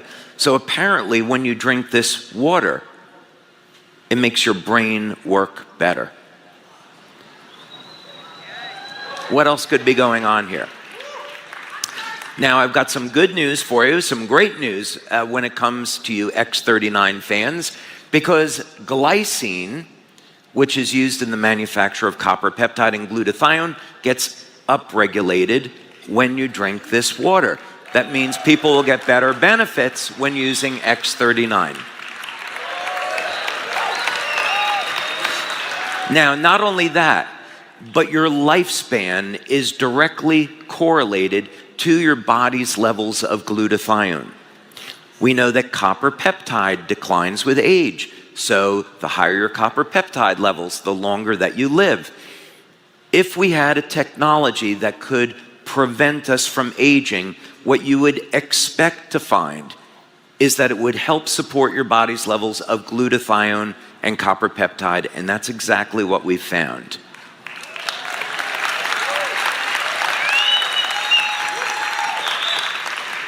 Now, the next one was valine. How many athletes, athletic enthusiasts do we have here? I would hope that we would see all of your hands go up, but okay, you can't win them all. For those of you that aren't exercising, please exercise. Okay. We're going to do some studies, by the way. We're doing some studies with this water, and we're going to try to get exercise down to 10 minutes a week. We're going to try to do that.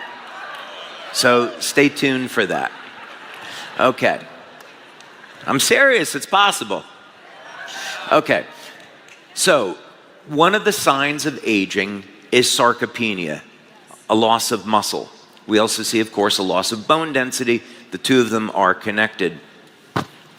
And the branched chain amino acids, leucine, isoleucine, and valine, if we had a technology that could stop, prevent, reverse aging, one of the things we would expect to find is an increase in muscle protein synthesis. That's exactly what we found. Valine metabolism gets upregulated, and also very interesting, I don't want to make a claim about this, I'm being eyed right now, valine is associated with lower blood sugar levels, and it's also indicative of an increase in growth hormone. So I'll let you draw your own conclusions as far as what that means to people that are going to be using the water.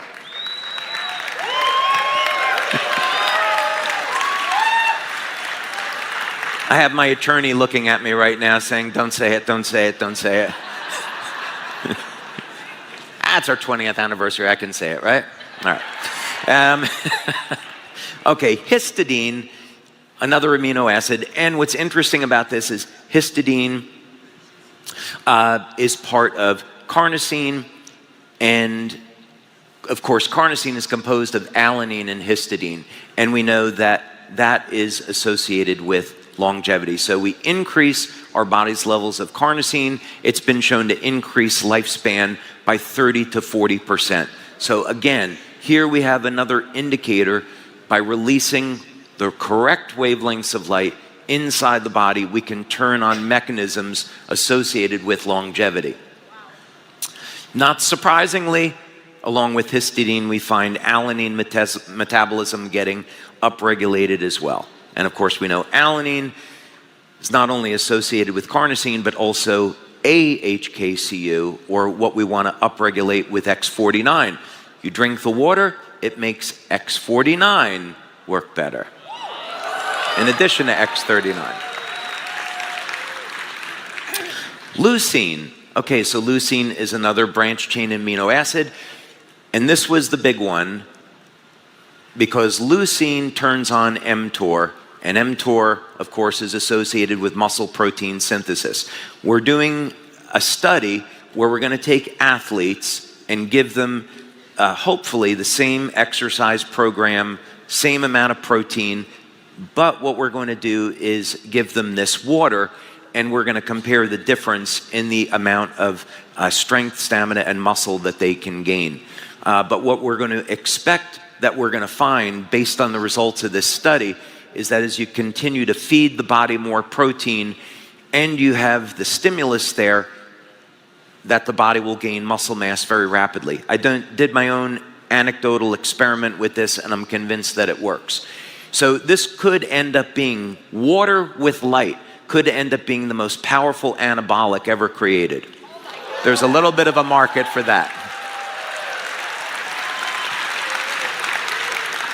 Methylhistidine, this again is a sign that tissue is being broken down and new muscle tissue is being formed. So we have every indicator here that this product is going to be phenomenal for athletes or simply anyone that wants to push off aging. But you do have to eat right, you do have to get your essential nutrients, and you do have to exercise. Proline. So if we want to stop and reverse aging, we have to reverse what happens at age 25 with us. At 25, the body begins to shut down production of collagen. So of course, by the time we get over the age of 70, it's very difficult to heal. This water upregulates collagen production. So we can expect to see reduction in lines and wrinkles. We can expect to see faster healing. Again, when all the nutrients are there. And then this was a huge one, which, again, this is one of these things when you do these studies, you cast a wide net, you see what you find, so it makes the studies expensive, but when everything turns out the right way, you're really excited about it. So this is the KP pathway, and this was the big one because it's indicative of an increase in NAD production in the cell. And for those of you that aren't familiar with this, David Sinclair at Harvard was given about $1 billion in funding to try to find a drug to turn on NAD. Because NAD has been found, when you upregulate it, can reverse at least part of aging. So again, we have another indicator here that you drink this water and it is stopping and reversing parts of human aging. And there's a lot more for us to explore here. And that's just the beginning.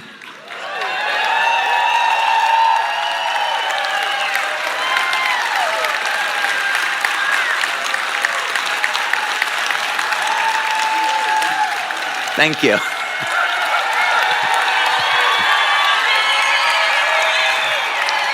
Thank you. Thank you. Thank you very much. Thank you very much. Thank you. Thank you very much. You guys want to see the machine?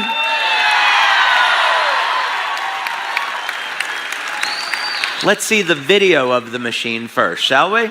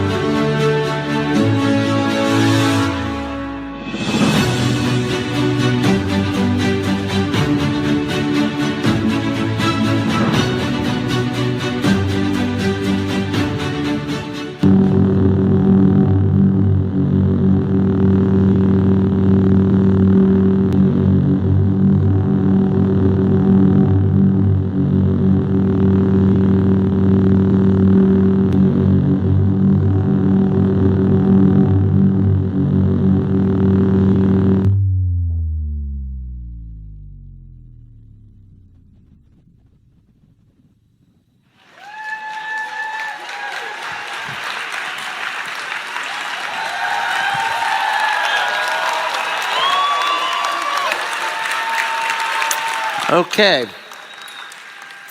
Well, we're going to talk about this new technology now.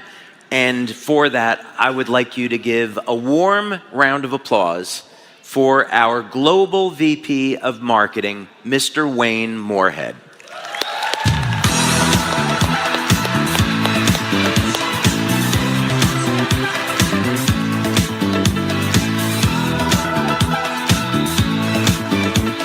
Just incredible. Well, David, the excitement and anticipation around this launch has been coming for a while and is truly incredible. And what's even more incredible are the results that you've seen in the studies and that we've started to hear from people as they've also started to try the water as well. And with this new technology that's really never been seen before, a lot of us, I know I do, have a lot of questions and want to dig in a little bit deeper. We're very eager to learn more. So I get to represent everybody here in the audience and asking you a few additional questions just to dig in a little bit deeper. I know we all want as much information on this product as we can. So I'd love to start off with water itself. So why is that such an ideal delivery system for this light technology and for these health benefits? Yeah, so when we make observations of what occurs in the human body over time with aging, we can see fundamentally the amount of water in the body begins to decrease. But we understand that, but do we really understand the impact of what's going on there? We can look at it from a biochemistry perspective in the sense that this will lead to a decline in energy. And so by the age of 50, people start to feel the impact. They'll gain more body weight, lose muscle mass, lose bone density. They're tired and fatigued. All of this stems from initially a reduction in water. A reason for this that I think is overlooked is the mechanism is that as the cells begin to shrink, the electrical charge around the cell begins to decline. So we think of, let's say, going from a basketball going down to a baseball. Not quite like that, but you can visualize it. So around the outside and the inside of the cell, you have electrolytes that maintain an electrical charge. And when the cells divide, and this is the part that's overlooked, when the cells divide, that electrical charge is shunted to the DNA and is used to drive. It creates an electromagnetic pulse, and it's used to drive DNA replication.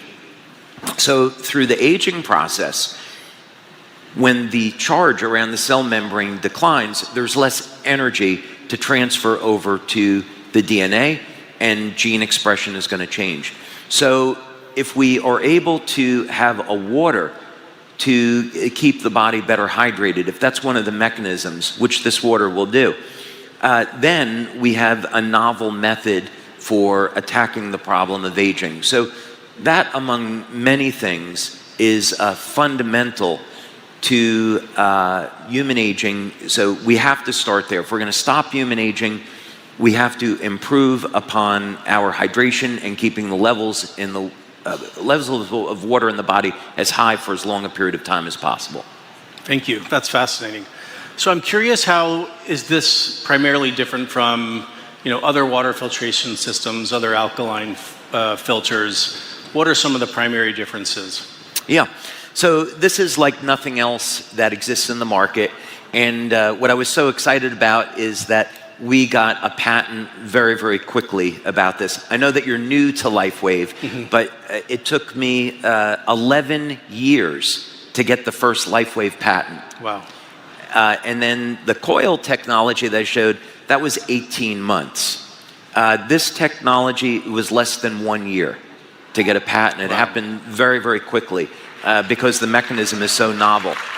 So I know you're probably going to ask me some questions about some of the other things here, but basically what we're doing here is we're creating new matter. We're creating a type of water that never existed before. It's highly organized and structured. So you could say it's structured water, but not in the traditional sense. We're using the water as a delivery mechanism. So the water is a carrier of light. So you drink the water, and the water goes everywhere, and the light gets released everywhere in the body. And that can be measured. That is amazing. Yeah, thank you.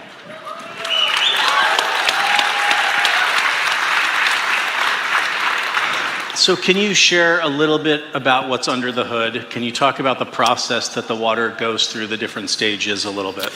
Yeah, this was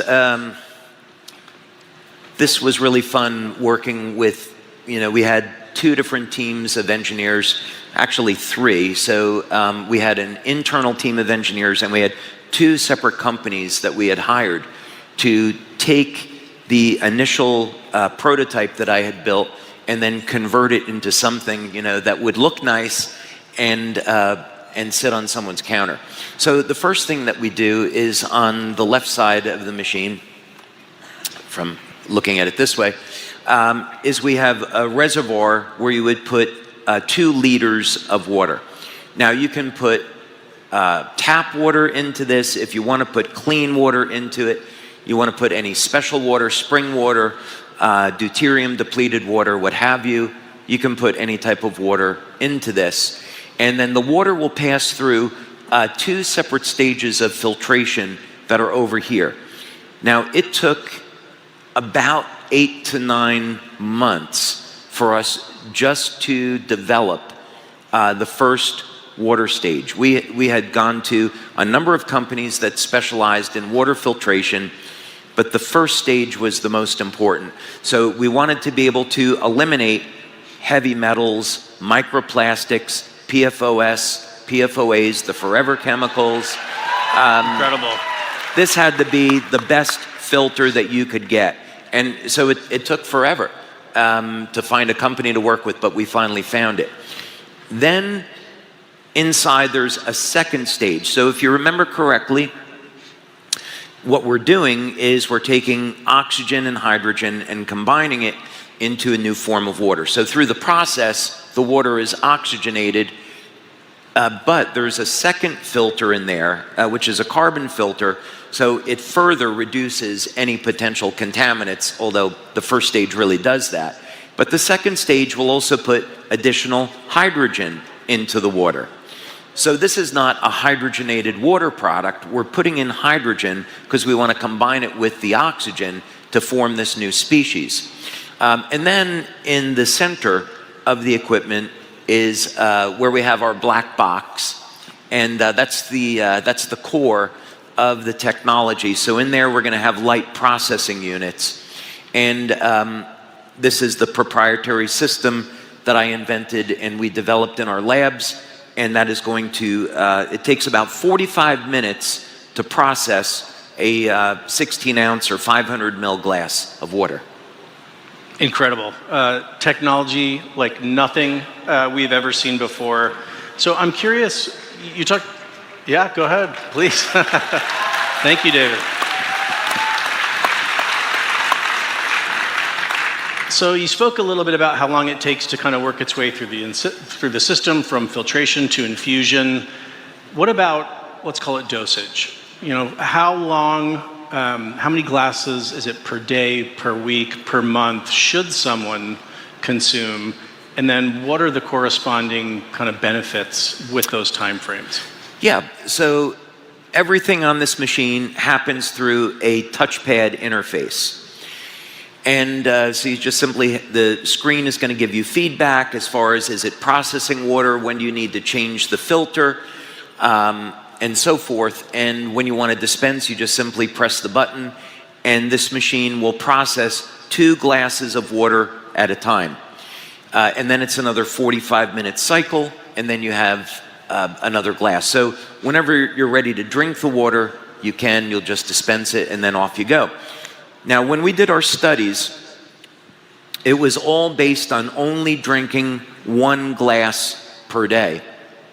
And actually, when we first started the studies, this was something I was very concerned about, because I thought, well, maybe you only have to drink like 100 or 200 mils, like a quarter of a glass or half a glass of water to get the benefits. So you don't have to think in terms of that you have to drink 8 glasses a day of this water.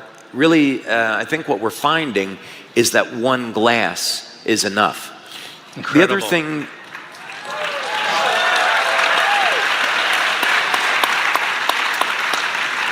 The other thing, to keep in mind is that the water is going to upregulate your use of nutrition. So it's going to regulate your need for vitamins, minerals, amino acids. So if you really want to get essential fatty acids, so you want to get the best benefits of this water, you want to be having a healthy diet and maybe even supplement.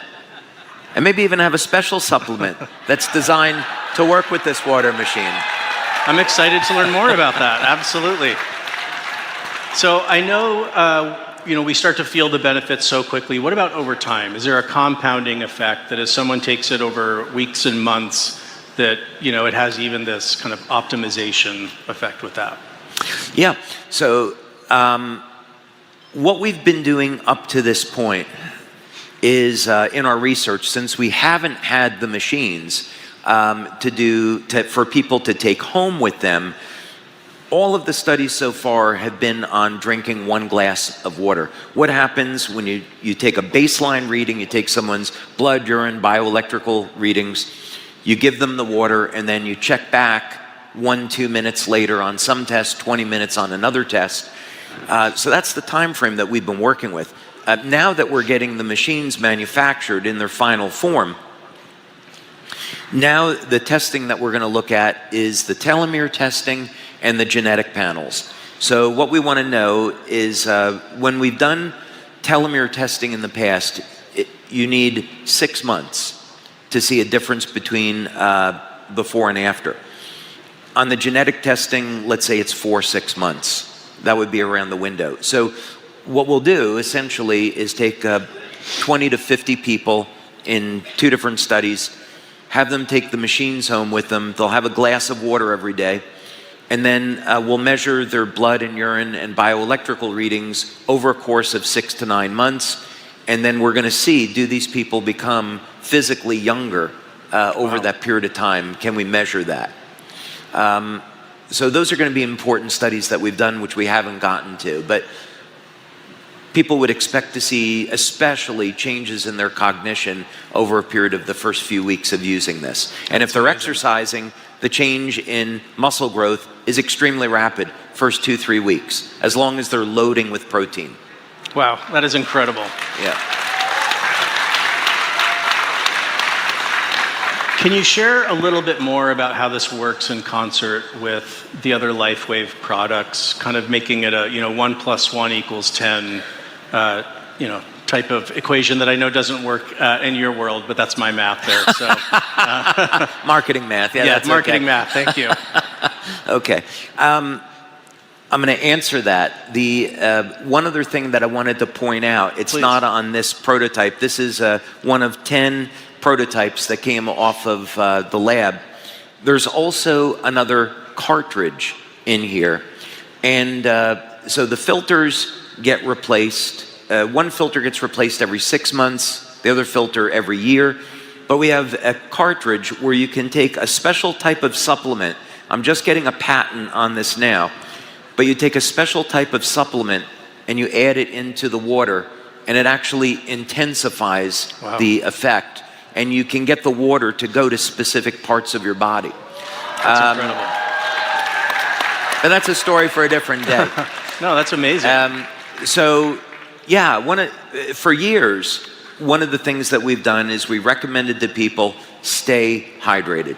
So when we look at the scientific literature, and this is going back 20 years, one of the things that we see is that when people are in pain, part of it is a function of dehydration, part of it is a function of mitochondrial dysfunction, and another part is a deficiency in electrolytes like magnesium and potassium. So one of the things that our LifeWave community would do is they would give people a glass of water before applying patches, and what we would find is that the demos they were doing on pain relief would improve in people that were dehydrated. Now, you don't have to do that. because we find over 90% of the people that use the patches, they get pain relief. But when you have someone that's dehydrated, they won't respond to the patches, you give them a glass of water and the results improve. So we need water to manufacture energy and have flow of energy through the body, and that drives everything else. When you have a water that itself contains energy, it's a game changer because it makes every other patch we have work better. It's like a turbocharger for the patches. That's I'd amazing. say that. Yeah, I love how it works so perfectly with all of the other products and actually maximizes the benefit. I think that's incredible.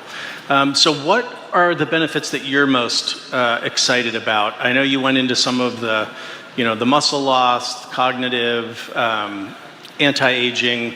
What are some of the ones that you're most excited about? Have you ever seen an Italian age? When I was growing up, I'm half German, half Italian. There's some Irish in there somewhere. And I had all of these old Italian relatives, and all of them became overweight.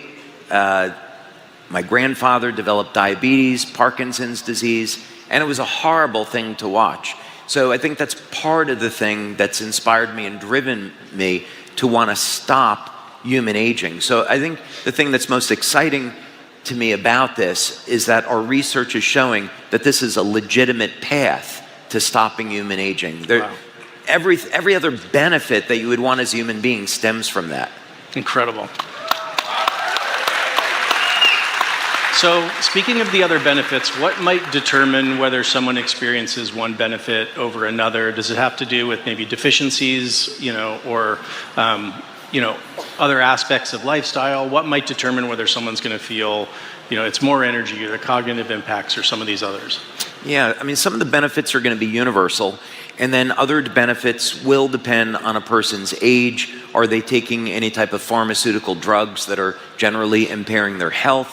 Do they have a pre-existing medical condition?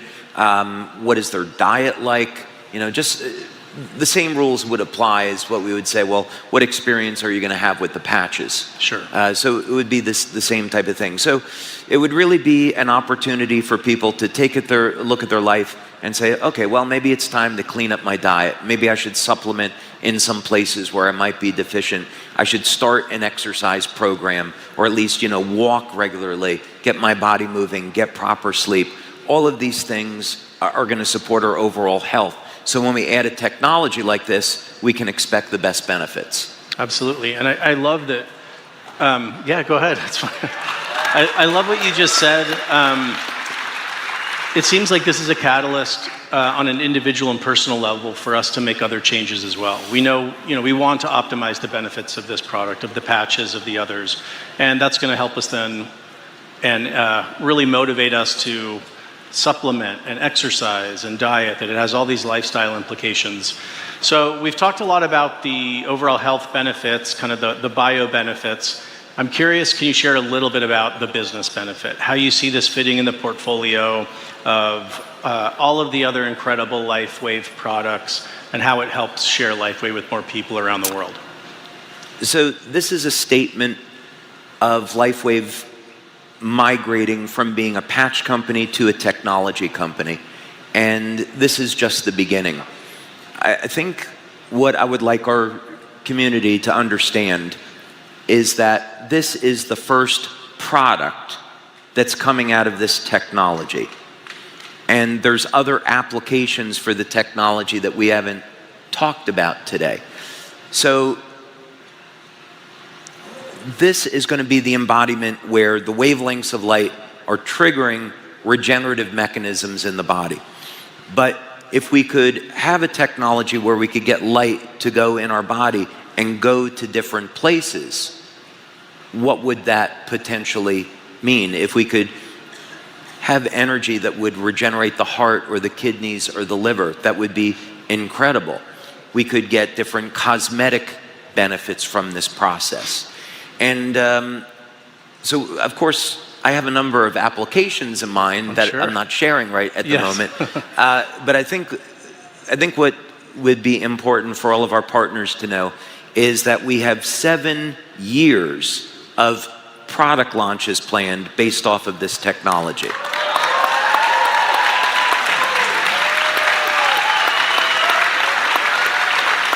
So we're thinking, as business owners, we want to be looking at how can we shelter ourselves from competition? How can we innovate? How can we stay ahead of the competition? How can we continue to expand our money earning potential?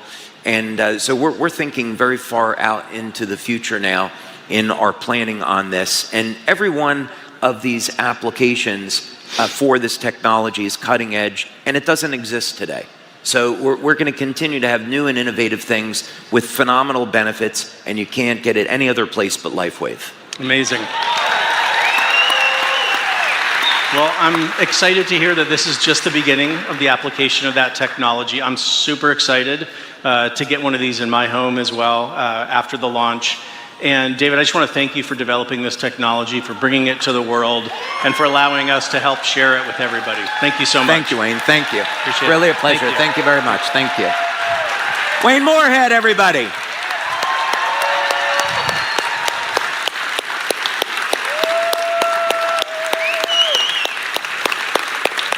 Thank you. Okay. Now it's time for me to ask something of all of you. Uh-oh. Boy, it's dead silent. Don't be nervous. This isn't a bad thing.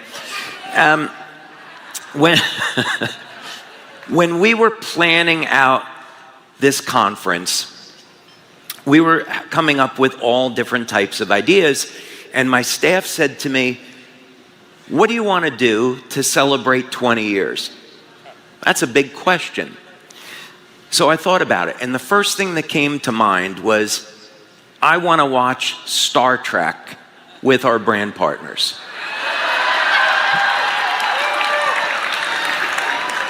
And so my idea was to have a Star Trek marathon.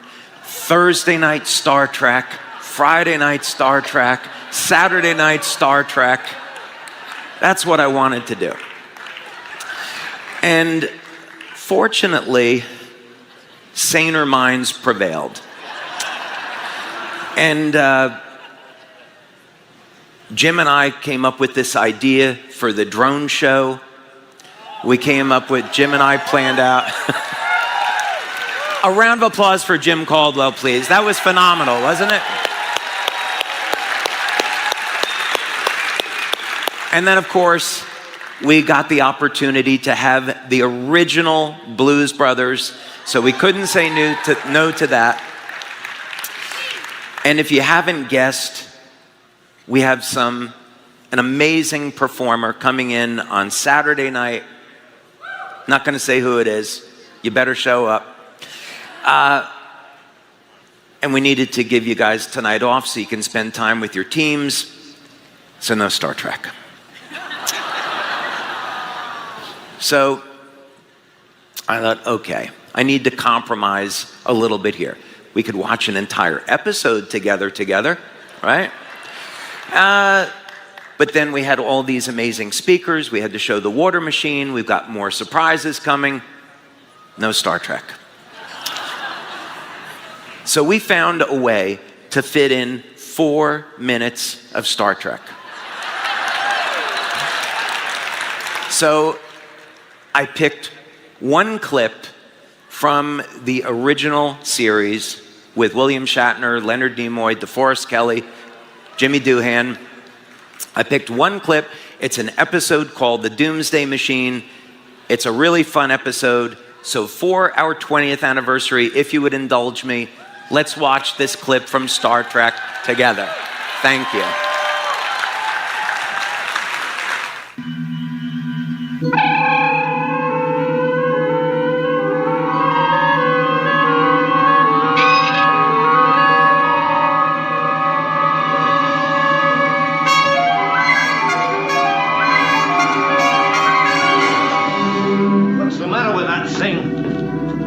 It's a power drain somewhere, sir. I almost lost you. It'll never work like this. It's the main junction circuitry. I'll get it. Bridge. Transporter malfunction. Transporter is out, Captain. You'll have to stand by. I can't. Power level's dropping too fast. You'd better hurry. Acknowledged. Mr. Scott, speed is of the essence.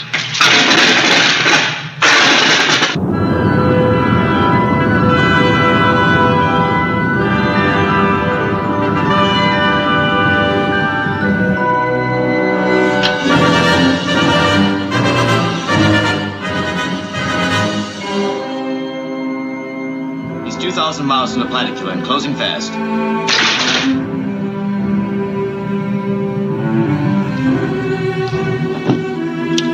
Bridge, transporter operational. But this jury rigging won't last for long. He's got to come off now. I'll stand by here. 1,500 miles in closing. Captain, transporter operational, but just barely. Prepare to beam me aboard on my signal.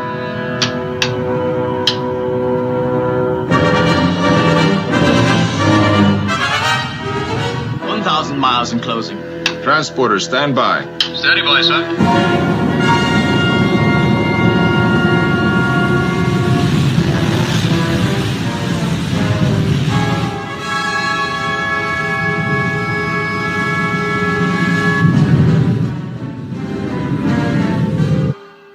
Miles in closing.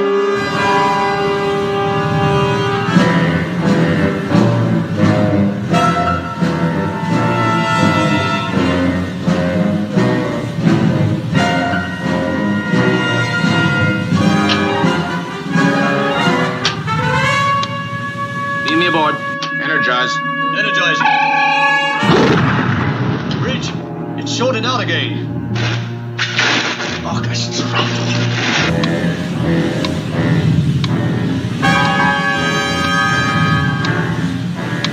Gentlemen, beam me aboard. We can't, Captain. Transporter is out again. Mr. Scott, 20 seconds to detonation.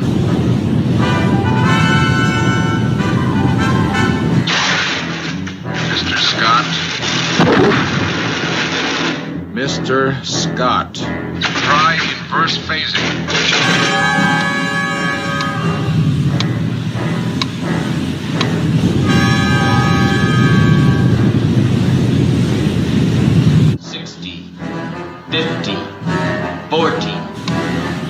Gentlemen, I suggest you beam me aboard. 10, 9,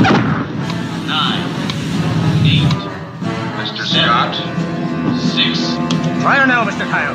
5, 4.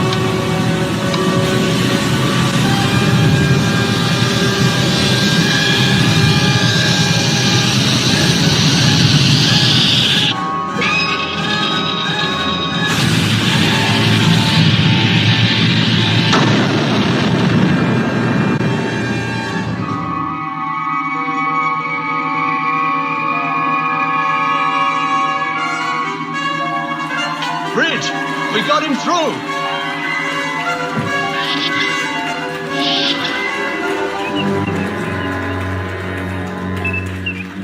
Energy output 0. Radiation level normal.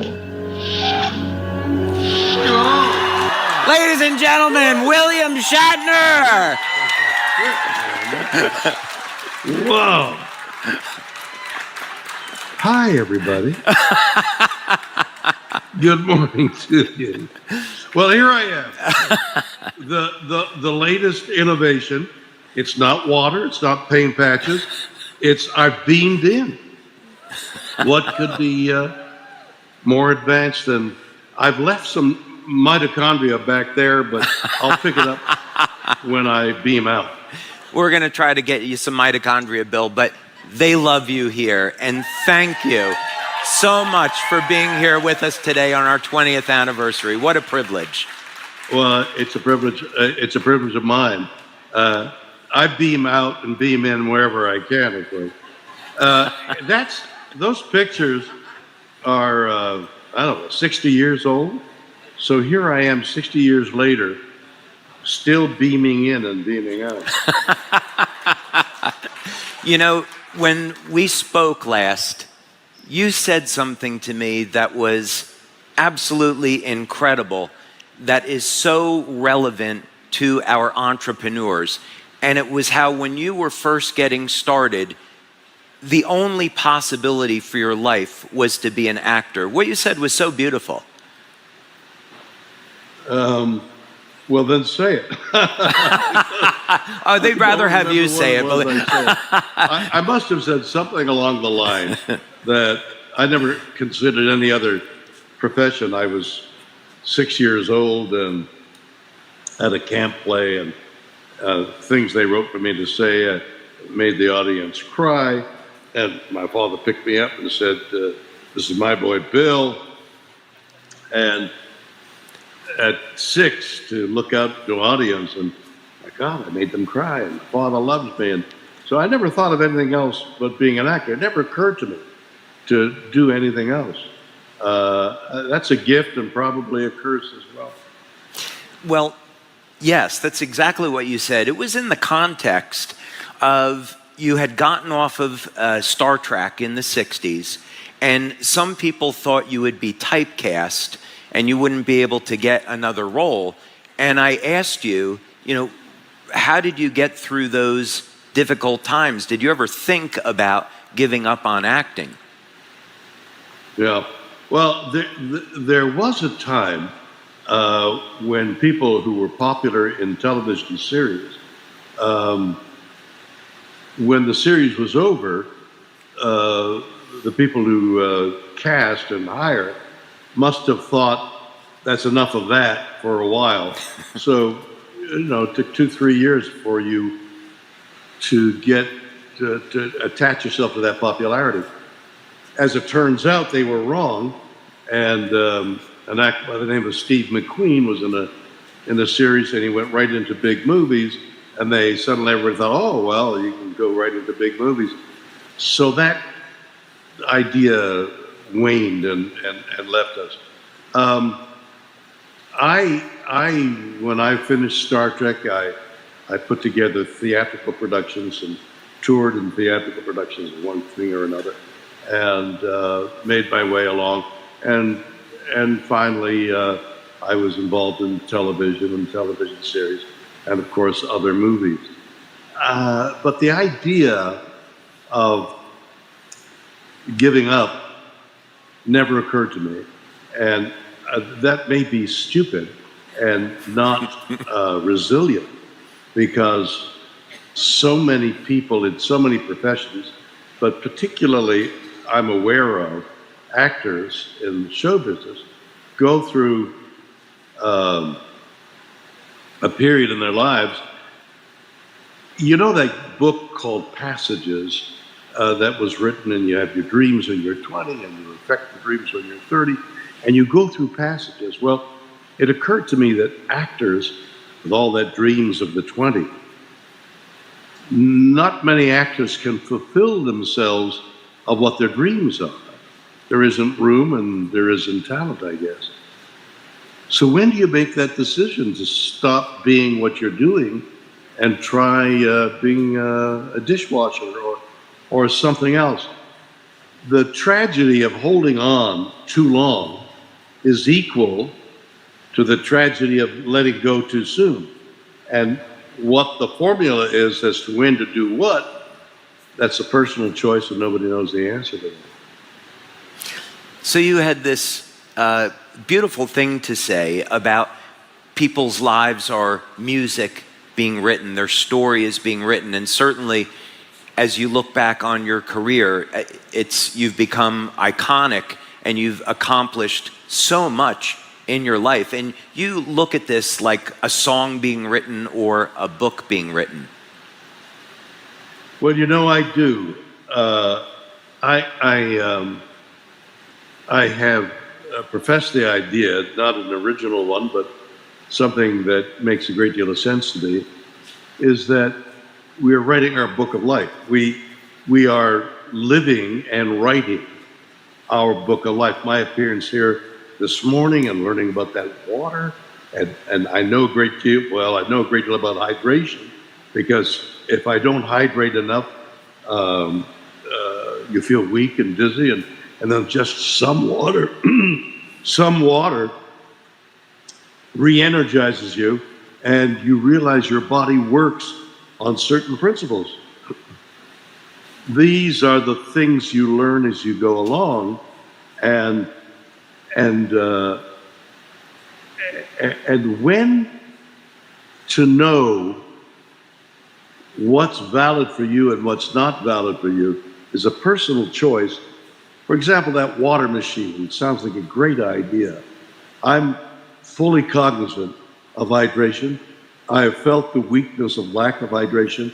I've done some study of mitochondria and its energetic propulsion of cellular life. I'm acquainted with all that and try and lead my life with that knowledge. What I guess I'm saying to you is we all need to continue our education, personal education, and make decisions on our life based on what it is we're acquiring. We're not born with this knowledge. We have to acquire it.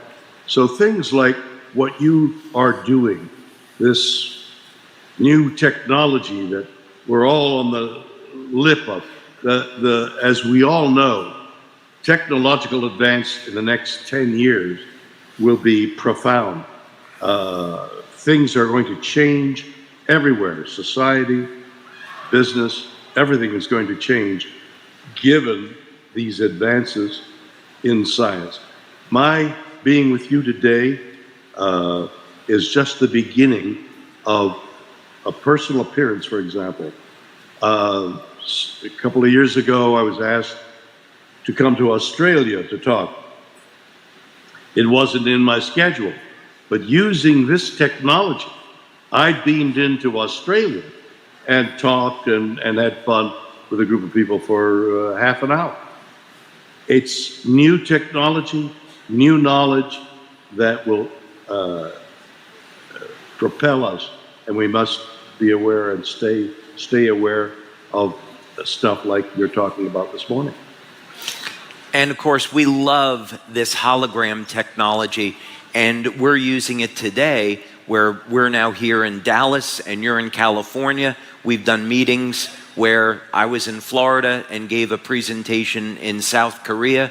What are some, you love to look towards the future, and I know you're a fantastic writer. What's something about the future that you're really looking forward to that maybe we don't have today? Well, I'm of a certain age, and I was at lunch with my granddaughter yesterday, and I'm saying to her, if we're going to talk, if we're going to share any secrets of our life, I'm saying to my granddaughter, you better do it now, because I never know when. On the other hand, the possibilities of extending life to 110, 120 are very real. We're almost there, and I'm very healthy, and if I could avail myself of this new technology, of these life forces that are being invented and being administered, if I could avail myself of it, I'm going to. So I'm deeply involved in companies like yours and like this, because it's the future and it's tantalizingly there.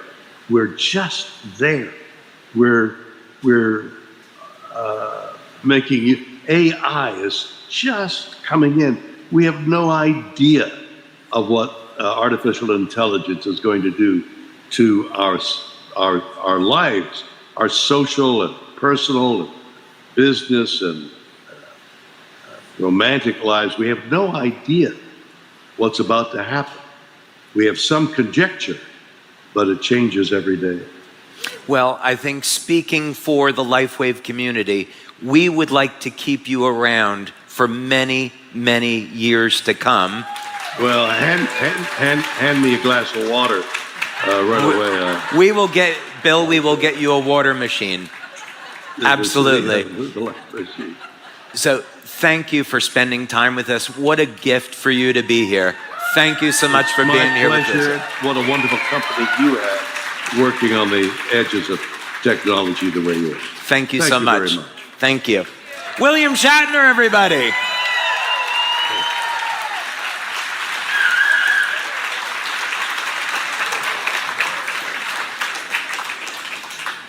don't know if, I thought he was going to beam out. Ah, there he goes. Okay. Not quite as dramatic. You know, there were so many questions. We had a limited amount of time.